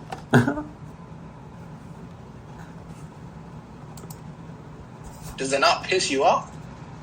Should. It does. Yeah, really should, bro. I mean, that just tells you you're not going to get rich working at a hot dog stand, bro. Now imagine if you did trading, and each trade you made $500. Well, now it's scalable because you could become a hedge fund. yeah. Well, with trading, like Right, yeah. I want to be like there. I'm not. I don't think you know. Have you heard of what prop firms are? Yeah, I know they are. They give you money in return. Yeah. You trade with So them. let's say you purchase a 100K challenge and you pass it. Now you have 100K of funding, but you don't actually. But if you if the account gets to 90K, you lose it.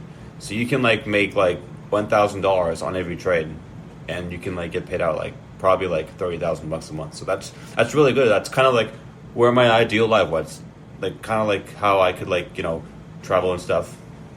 I just So then it's very simple, bro. You don't want to do real estate. You want to do trading, don't you? something Deep down, what do you want to do? Do you want to do real estate? Do you want to do trading? something that There's no in will between. something that only requires an hour or two of work per day, and I can just live life, basically. Sure. Are you a billionaire by any chance? And are you going to put your money with a hedge fund? I'm not Jeff Bezos. I'm just a regular citizen. Okay, so then you could kiss goodbye to your fucking idea. What's your actual idea? What? Hold on. What'd you You say? heard me. What's my You can actual kiss your idea? idea. What's my actual What's your idea? actual idea? That's a load of My bullshit. actual idea is to travel the world, fuck Asian girls, and drive badass cars. Are you going to get them by working at a hot dog stand? It'll give me more money to trade, so I don't run out of money, so I can't trade, and then I'm stuck with nothing. Ready to trade. Let me ask you this, bro. If you had a track record of actual trades, right, you could have just gone with somebody like me, and I would have gave you $100,000 to go trade. In fact, there was somebody in this Discord named Nolan, and I almost gave him $75,000 to go trade with. I was wired him $75,000 to go trade with, so he could turn it into more. You blew it all. Did I wire him the money? No, because I sensed the guy was a bullshitter. But what I'm saying is this: if you show people that you're real kind of bullshitter, you did trading, you could have gone to anybody and fucking got money and raised some bullshit. That's what hedge funds do. Could have literally done it on a smaller scale. But instead, you want to go work at a fucking hot dog stand, flip penises all day, and let a 17-year-old kid buy you using a DSCR loan. It really pisses you off, bro. You literally, your whole life could have belonged to me for about $2 million on a down payment. Could have financed Lil Malik's life. Your entire life. It really pisses you off, bro. Look, if not even more money to trade with. You just need to make better trades. Or what you need to do is, one, go find somebody who's already made billions or millions of dollars or multi-millions of dollars trading. Go in from him and call it that. Because it sounds like you don't want to do real estate, you want to do trading. So go all in on trading. Stop going in between.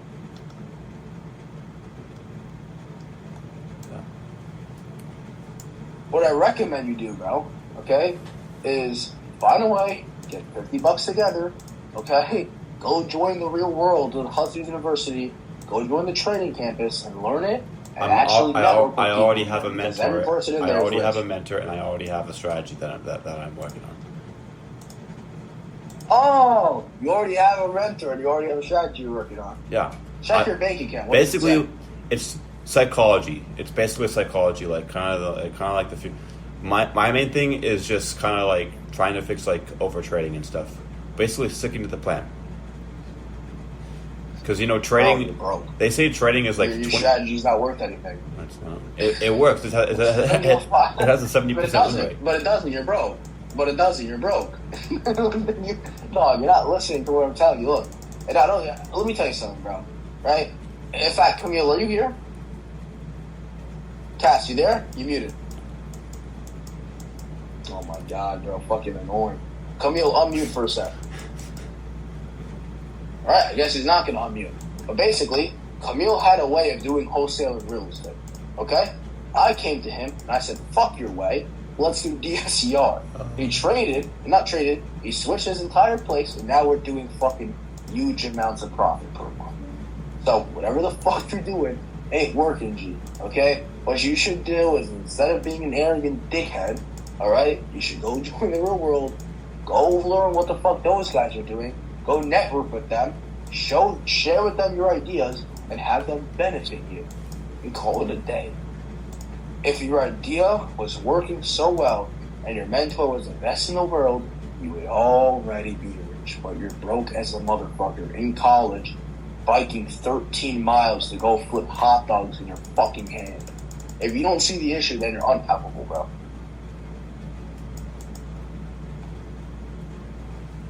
That's the truth. I don't give a fuck what the hell your mentor taught you, bro. That's it. You're either rich or you're broke. You're broke. There's no in between, bro. You're in college, you need like 13 miles an hour to go get more money, to pay a guy, to make payments, to care about your FICO score. Just sounds like you're in the most fucked situation of all time. It's literally what Camille said. I went right when you went left, bro. Dog, if you want to do trading, that's fine. I'm not going to make fun of you for wanting to go and do trading in the stock market. A lot of multi-millionaires are created through the stock market, okay? Look at Wall Street. It's the most successful place in the fucking world, and it's all the stock market, okay? What I won't tell you is this. What you need to do, okay, is get yourself multiple mentors. Do you think Camille's my only mentor? No. You got, like, other people, right? Yeah, of course. I got 30 more people, bro, to do the same shit and teach me more. Dog, if you only have one mentor, you're fucked. If the guy's telling you to only have one mentor, it's most likely that he's a scammer. Because he doesn't want you going anywhere else because he's trying to take your money. Does that mean you should get a refund? No, keep learning from the guy, for fuck's sake. Don't be an arrogant dickhead. But what you should also do is join the real world where you can go find other people that actually make money, unlike your ass. Well, they do crypto trading. I trade indices. They trade crypto. They have a section for the stock market, bro. For futures and QES. Yes, they do. YM, gold. How about Forex? Mm-hmm. How about like USD, Yeah. JPY, GBP, USD? Yeah, they got everything, bro. Go fucking join it, okay? Go to that section. Go join it, bro. Go see what the fuck those guys are doing, and call it a day. And let's say you don't know what the fuck you're doing, okay? Guess what? You can go join. And that's it. Yep. Bro, if you have one mentor, then you're really fucked. I don't know what to tell you. Bro, how the fuck are you going to tell me that your strategy works when you're broke? It doesn't even make any sense. The hell's the point of a strategy? You're broke. It's like saying, oh, I love playing chess. It's like you're trying to play chess. A grandmaster comes up to you. He's over 3,000 elons in front. You're doing everything wrong. Do it like this. You say, nah, bro. Trust me, trust. My way is good. Dog, you're a peon, right? And you're telling people, oh, I got the best strategy of all time. You're a peon. The hell is what are you doing? You got to go find more people that actually know what the hell they're doing in the industry and go over with them. And that's really it. That's their main mission. First step, is stop worrying about your bullshit FICO score. Second step, stop trying to get a fucking job like an idiot. Third step, either join the real world or find multiple mentors that have already made money and go learn from them. 4, get advice. 5, don't be an arrogant dickhead. And 6, take action. Do that, you'll make money. If not, GG, just wish you the best of luck, but McDonald's is hired. If you want, I can send you the application link. Completely up to you.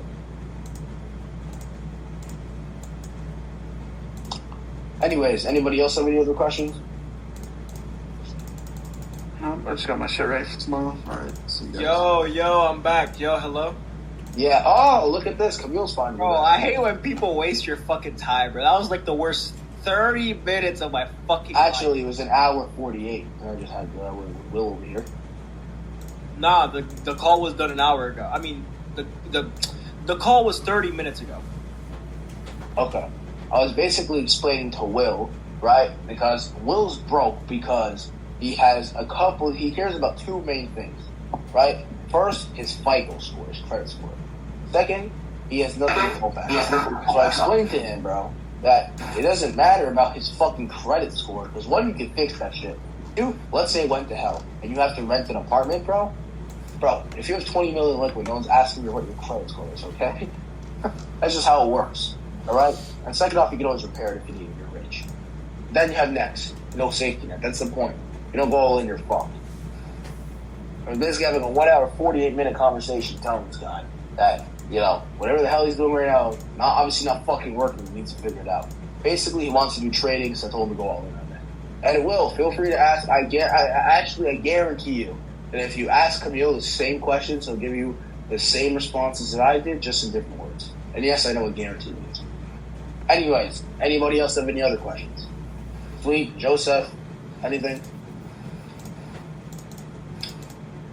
Why does FICO score even matter when Chase can't even pay back the Federal Reserve? Yeah, put it as that. I use Capital One. You're so worried. Cool. There's that, bro. Those guys are more in debt than Chase is to the Federal Reserve. All your fucking banks that tell you that you're in trouble for not paying back your loans, bro. You know that Chase right now is in default for not paying back the Federal Reserve.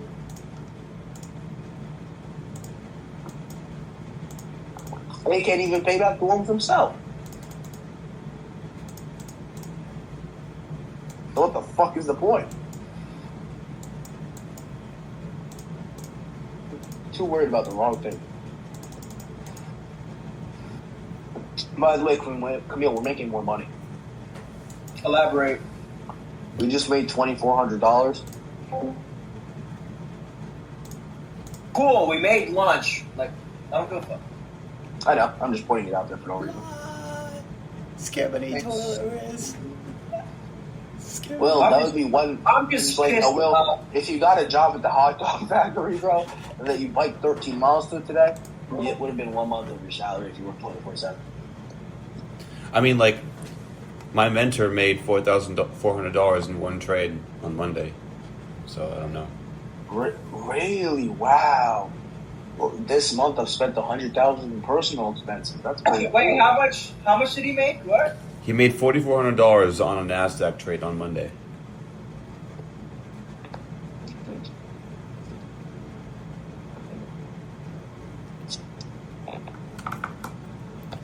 Hold on, let me try fixing this.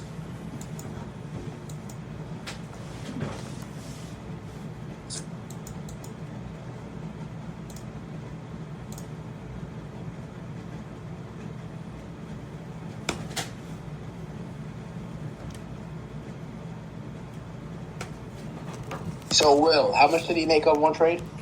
4,400. Okay, Camille, you were saying? Said was wow. Wow. Nice. $4,400 on one trade. Okay, how long did it take him? He was in the trade for about 15 minutes. Cool. So while we were sitting on this phone, I made $2,400 in around 5 minutes. So that means I make more than your mentor does. Yeah, well, he can still travel to Thailand and Bali, and he's living his dream life, and that's kind of what he's living the travel life. I know, but I could be the same. I just don't want it. Yeah. The point is, one trade, if you can become profitable, one trade can pay for a first class plane ticket on an Airbus A380 to Dubai. One good wholesale deal can pay for a whole private jet. Curious what the hell your point is like. I'd rather fly on a Business 777. I'd rather fly on a 777. Business model all you want. If you want to go all in on trading, then you got to get rid of your safety net, your fucking hot dog plan. All right, because they can guarantee you they ain't getting nowhere. To be fair, when I first got into wholesaling, I actually quit my job and went all in on it, to be honest. Is that how you're supposed to do it? I dropped out of Jeremy dropped out of school, went all in.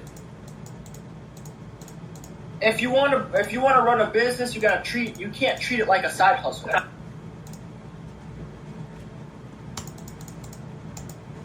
Like, bro, how the fuck are you? Like, dog, let me ask you this, bro. I've been screaming at you for the last 2 hours. Will you tell me how the fuck you're supposed to make money if you're just treating it as a side gig? What? Sorry, what? How are you supposed to make money if you're just treating it as a side gig? I'm not treating training as a side gig. I'm taking it seriously. I'm back testing every single day. But you are. Yeah, I am. You want to work at a fucking hot dog factory. Yeah, because I need more money for trading. I'm almost out of money. I can definitely prove something, bro. I mean, I could get back. I could pull another list of prop wire and start calling again, and try to chase another deal. But however, I go home in a week and a half, and I don't want my parents hearing me call. I wanted them to say, "Hey, how's that real estate thing going?" Well. Respectfully, because I love my parents and I know you do too. Respectfully. Why the fuck are you so scared of your parents? You don't want them to hear you call. What the fuck? Are they gonna fucking human traffic? Are they gonna kill you if you call? No. Better than selling drugs. Bro, like, you gotta stop caring what your parents think about you, bro. You wanna know what? For 4 years, my dad called me a failure. All of a sudden, recently, he thinks I'm the shit because I showed him how much I was really making off real estate. Bro, stop giving a fuck what your parents think. The fucks that I could give, like, that doesn't mean that disrespect your parents, okay? You should never do that. Because, sometimes, 90% of the time, it's the bullshit, but they're still your parents. You don't disrespect them. But also, deep down, you should not give zero fuck about anything that they have to say or think. This is your life, not theirs. You're going to be dead one day. And when it comes time to put someone in the casket, it's not going to be them. It's going to be you. So unless they're taking your spot in the casket, it's your life, not theirs. Exactly. Respect, like, bro. When I first started this off, right, I was on calls with Camille. My dad literally took my phone and said, "He's not talking right now, bye." And I called Camille right back. All right, sorry about that. Here, boom. Like, the fuck that you have to give are so little, bro. And you want to know what? Maybe they see it as disrespect.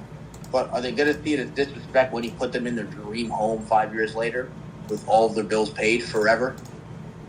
Never having to worry about anything? They're well off. My dad's a CFO of Massage Envy. How much does he make a year? 6 figures. Wow. Oh, look at this guy, Camille. 6 figures. Only 6. Probably like 200,000. I don't know. They have like $1 million house in Scottsdale. Okay, so your dad makes $200,000 He's a well year, off. right? He's well off. Okay, no, I understand, but he makes $200,000 a year, correct? I don't know his exact, but like whatever a CFO makes. Okay. Well, CFOs typically get paid around 170. That's why I'm asking. 170, 200, 300. So here's no, Jeremy. I know where you're going with this, but look, to make this faster, Will, do you want to be like your dad, making $200K a year? Yes or no? I want to be making like $500K a year. 500K. Okay, so then $1 million. whatever his opinions are, don't matter. Next. My dad was making $1 million a year. I don't give a fuck. I want $100 million a year. So why the fuck should I listen to him? I mean, yeah, I should listen to him to get to my first $1 million. Yeah. What the fuck? That's only if he does the same thing that you do.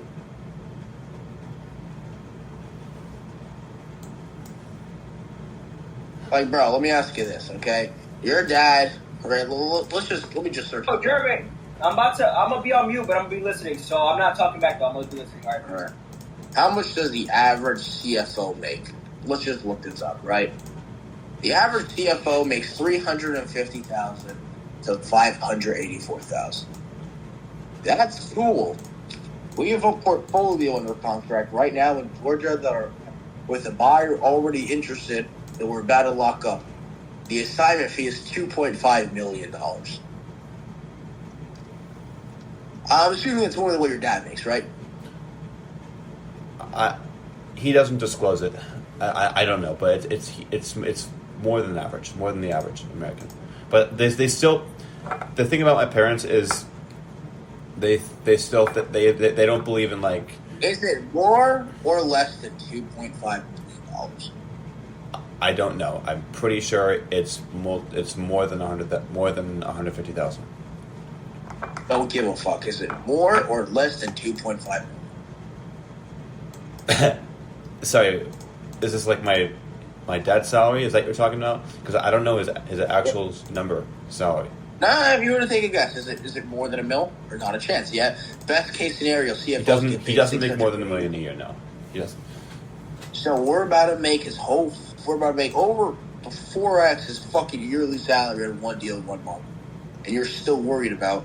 Oh, but my dad is gonna call. He's gonna hear me call. Bro, I promise you don't.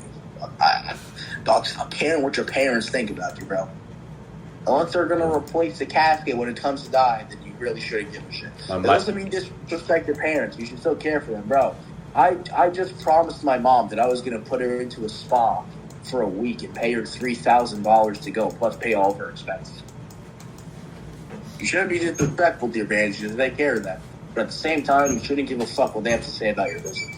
Unless they're going to help you, sponsor you, or make you money, you really shouldn't give a fuck. And it's hard to say, okay? It's really hard to say, but you shouldn't give a fuck what they have to say about your business if they're not going to pay you or fucking do something to make your life better, bro. It just makes no sense. You're worried about your credit score, you're broke. No one's giving you a loan, you have no bank statements to show for the down payment. Like, I'm in college right now, right? So last year I went to the cafeteria for like my meal plan, and now this year, since I'm living in like a house further away, I go to Walmart to buy groceries for myself. And basically what they would do is they reimburse me for my groceries, basically like a meal plan. So I have to send in my bank statement every month. And I spend money on trading services, right? Like platform challenges, right? Funded accounts. So I go as far as using a PDF editor and modifying and like editing and like cutting out the every trading purchase from my bank report, my credit card report. So they have no idea. It's like it's all an undercover operation.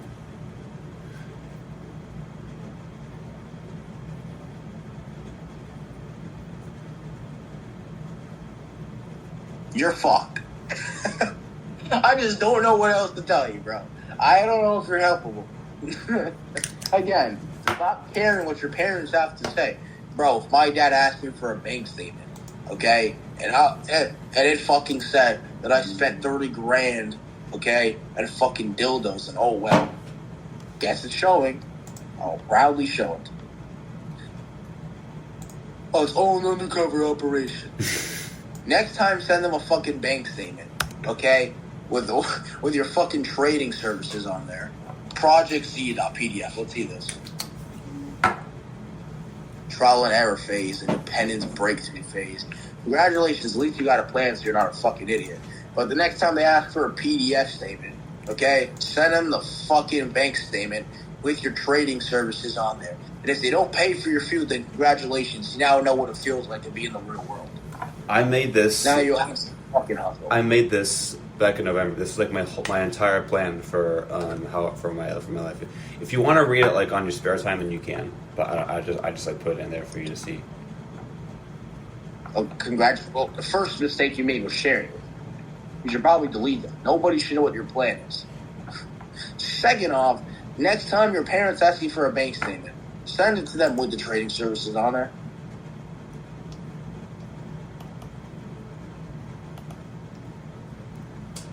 You should. Send it to them with the trading services on there, bro. And let them scream at you for it. And now you know what it feels like to run a real business as a failure.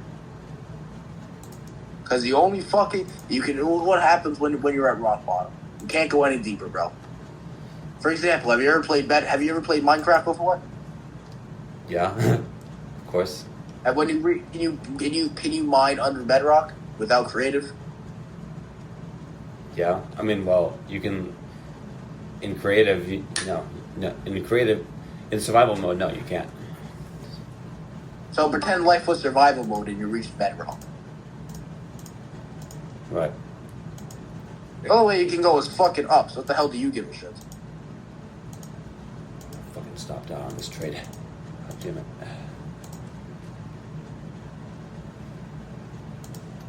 That's all I have for you. Camille, are you there or no?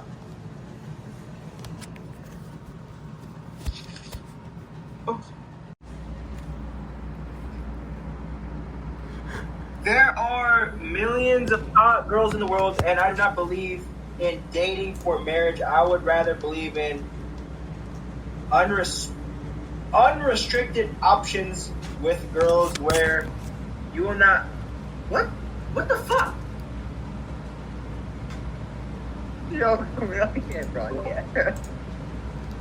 See, Will, I understand where you're coming from, but you gotta be the man. Yeah, nigga, you want to chop your balls off? Is that what the fuck you want to do? You want to First off, Will, are you there in the first place, bro? Or are you too embarrassed to talk after? Bro, I swear to God, bro, these Discord chats are too lit, bro. I swear to God, they're too lit. Nigga, you're a grown-ass man. You're scared of your parents and your credit score. You're in college. You bike 13 miles to go to a hot dog store. And then you left the Discord by screaming skippity toilet. And you are a grown man, brother. You are unhelpable. I do not know what to tell you. What's wrong with you? Nigga, do you not want to win? Do you want to lose? Is there something mentally autistic? My question is, why the fuck is dating even in your fucking brain? You haven't even made 50,000 yet. You people vote for fucking Trump, for fuck's sake. Jesus Christ. Wait, you said what? You vote for fucking Trump, for fuck's sake. You said I voted for who? For Trump. You said you vote for Trump, right? I hope you did, bro. I voted no. I'm too lazy. Wait. First of all, I'm too lazy to vote. I don't got time for that shit. But if I were, I would vote for Trump. I mean, you voted for Trump. Yeah, you're a fucking retard. You're a fucking retard. I mean, fuck it. Here, I'll put something in the chat. Go follow this guy on Instagram. You remember what I said earlier, bro? You're broke. Your opinion doesn't matter. At the end of the day, Trump winning, I'm still making $1 million. Go follow those two people on winning, Instagram. I'm still making $1 million. So who gives a fuck? Who gives a fuck? Go follow those two people on Instagram. Let me ask you this. So first off, you're voting for a girl, all right? You're voting for a woman who sucks dick. Listen to that thing. The person that you want controlling somebody sending out nuclear missiles puts cock in her mouth. That's a dick. Okay? Second off, bro, the administration. We've lost all of our allies. We're cutting off. We've lost all of our allies. Prices are going up. It's. What the hell do you care about prices going up? You're broke.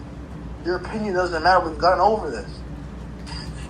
Bro, your opinion does not matter. Cool. We lost all of our allies. Cool. Is the United States fucked because we lost our allies? No. We're getting closer with Russia.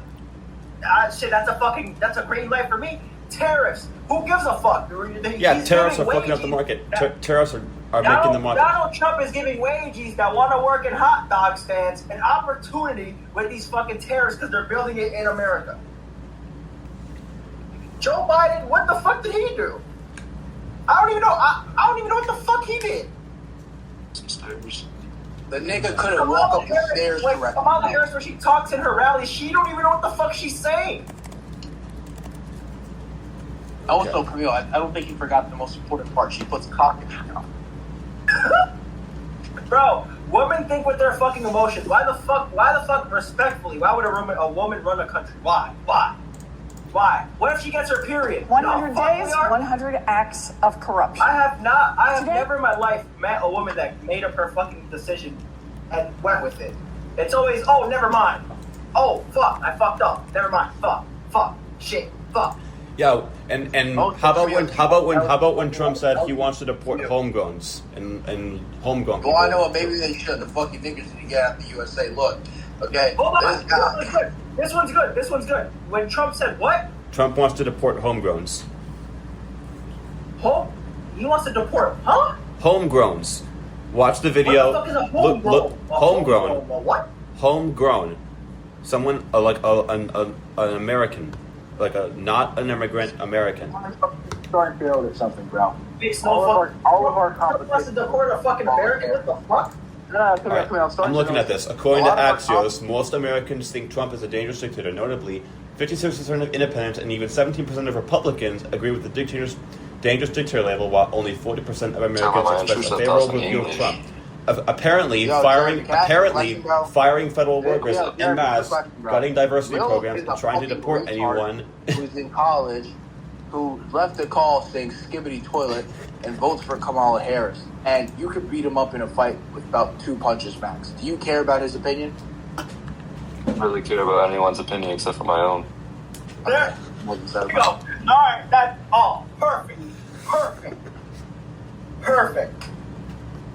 And Jeremy for president 2026.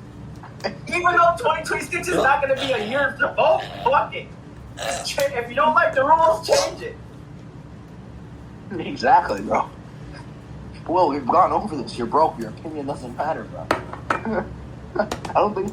Dog, I wasn't joking when I said your opinion doesn't matter. For example, Camille, asked the question, if you had a a cash buyer came up to you, he had $20 in his bank, claiming to be a cash buyer, right? And he said, oh, this is a shit deal. Would you care that he said it's a shit deal? If Mike Azimi gave you an offer? Would you? Sorry, what? Cash, would you? Yes or no? I can't hear you, bro. You said what? If a buyer comes up to you and he has $20 in the bank and gives you an offer on your property and says it's a shit deal, do you care? If he gives me an offer? But he has $20 in the bank. How the fuck is he going to buy the deal? He's not. So why the fuck do I care? Bro, what he's trying to say is this. Look. Okay, Will, you left the call saying skibbity toilet, bro. And you're a grown man. And you vote for Kamala Harris. Yeah, you're cooked. I'm not even gonna try, bro. What? GG to you. It's rap. What? Look, you're cooked, bro. No. Bullshit. What? Okay, look, I'll read this to you. The Trump administration has deported an American citizen, 2-year-old girl with no meaningful process, according to U.S. District Judge Terry Doughty. The child was seized and deported to Honduras before a judge in Louisiana could speak to her. You don't think that's fucked up? Yeah. Yeah. Hold on. Fuck that. Oh, wow. Didn't Joe Biden kill thousands and thousands? Actually, no. Didn't he fund a war in Palestine and Israel to kill thousands of kids? Oh, wow. Oh, my God. That the White House just fucking... let's use your own politics against you since you care so much about it, you fucking retard. Look, the White House just released...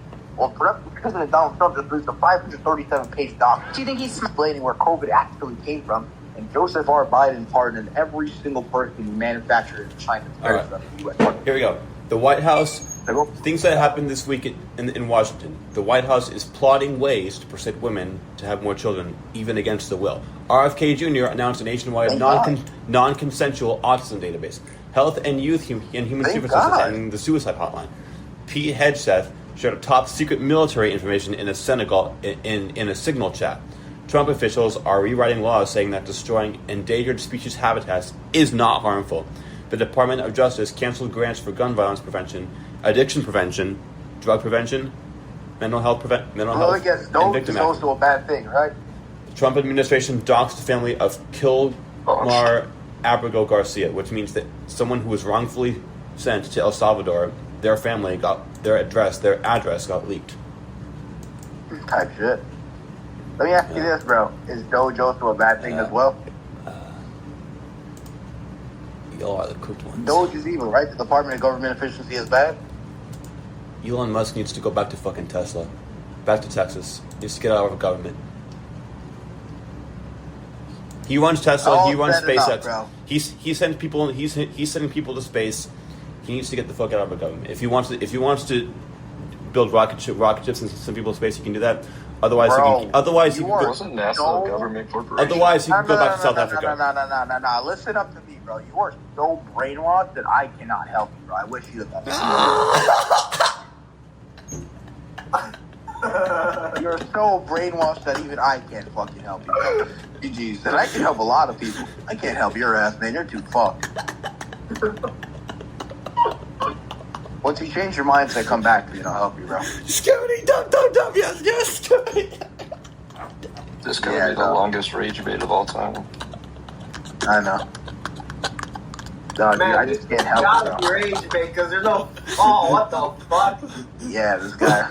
What you're saying to me right now has got to be fucking rage bait, bro. Do you actually believe that Doge is bad and this and this and that and that and this? Then you must be either 1, special ed, 2, a complete fucking retard, 3, a brainwashed retard mashugana, or 4, this is rage bait. Is this rage bait? Oh, and by the way, also, when you remember when conservatives used to conservatives used to hate electric cars, but now Trump is all of a sudden promoting Tesla. Why? Because he's sucking Elon's dick. Because Tesla's an American company. I love Tesla. I love Tesla.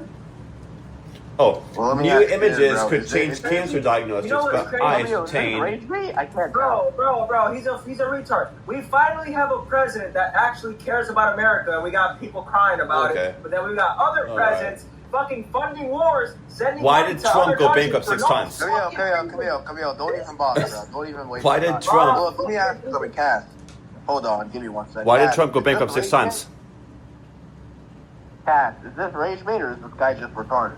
Matter, I want him to sit there and I want him to see how much money Joe Biden spent with our tax dollars. I want to see what they spent it on. Can someone pull that up for me, please? Yeah, sure. So, $42 million to provide gay sex change surgery in the city of Uganda. Yeah, I remember that. Here, read this. New images could change cancer diagnostics, but ICE detained the Harvard scientist who analyzes them. So ICE detained someone who could probably have. Well, let me tell you something, bro. Wow. I don't give a fuck what happened with Trump. Kids in Palestine are dying. Kids in Israel. No. Let me tell you something. When that ends, it ends. Whatever. Okay. No, that's cool. So there's millions of kids dying with genocide that was funded fully by Joseph R. Biden on both sides of the war, right? But no, it's okay. When it ends, bro. People could just die. You know. I appreciate that. Nobody gives a fuck. He said he'd end the Ukraine war on day 1. Let me tell you something, bro. You're either 1, a fucking retard, 2, special ed, 3, a brainwashed dumb fuck, or 4, this is rage bait for the last hour and a half. I hope it's rage bait. It's gotta be rage bait, bro. There's no fucking way. Hey, if it's rage bait, then you're really fucked and I can't even help. Is the war in Ukraine still going on? Yes or no? Bro, yes, yes, it is. Trump said he would end it on day 1. It's still going.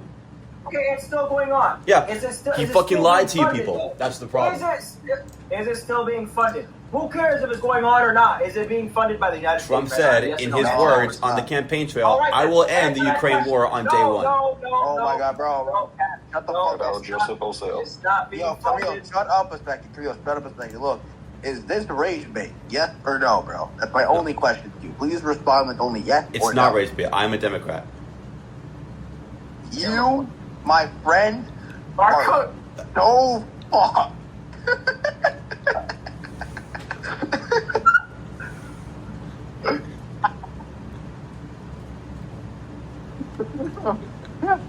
No, that's your wrong friend is stupid. Skippity toilet! Yeah, bro.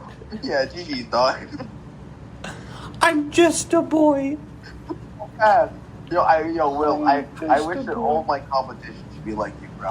Just a boy. oh my God, bro. We got Jeremy and Jeremy in the call. What the fuck? Yo, Jeremy, you But see hey. this guy? Hey. Y'all try to see the cut? Yeah, let's see the cup, bro. Let's see the cup. Oh, shit. Alright, I'll Shit show fire, I you. ain't gonna lie. That shit not bad. That shit not bad. That shit low key. That shit fire. I ain't gonna lie. You actually look fucking hella good with that buzz cut. I'm not gonna cap. I had to get it, man. I'm starting a new I chapter. you look like shit, but not. You look fire, bro. Thanks, man. By the way, Just Jeremy, today, no. are you the one that gave us that portfolio? Which one? The The fix and flips. We have several buyers that are interested in his portfolio. All right? I'll see you later. Oh wait, hold on, wait. Are you talking about the fix and flips, Jeremy? Don't fix them, the red- the frontline houses, the copy I sent you. Guys, should I go or not? Some shit like that. Should I go? Will, I'm not gonna lie, bro. Even if you were to stay and gain the knowledge we have, your brain is still so fucked up that even I cannot help you. So do as you wish. No, You are that fucking special ed. If there's one thing you take away from this conversation, bro, is don't care about opinions. That's the one thing he should, bro, but he can't. He's fucking special ed. Well, look, yo, Jeremy, so yeah. At least I'm happier. The front line. Happy. So yeah, Jeremy, the frontline portfolio, we got a couple of pre-sales coming in. Just make the offers that Hunter gave you, see if they would take it. That who gave me? Sent it back to him. Jeremy, are you even like, bro? What are you saying right now? Like, what? Bro, am I just fucking speaking out loud for no reason? Cass, do you understand what I'm saying? Bro, send me the portfolio that you're talking about. Like, nobody here knows what you're talking about. Cass, I'm just gonna send you the link to your messages, bro. Hunter literally, he fucking sent it to us. Oh. Like I said, send me the link, bro. And then after that, I'm getting off, bro. Yeah, same here, bro. I had enough of bullshit. Yeah, the front line offers. Yeah, that's. Yeah, David wants to pick those up himself. The fix and flips too. He said he would be interested for the right price. Okay, so. Okay, we're just gonna do the rentals first. Let's do the rentals first. If he's interested, we'll sell him.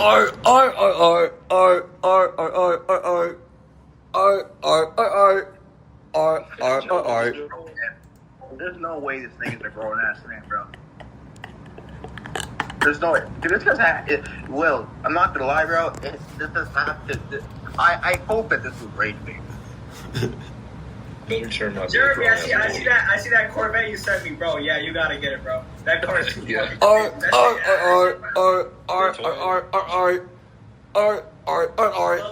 Real shit though. Look at what I sent you.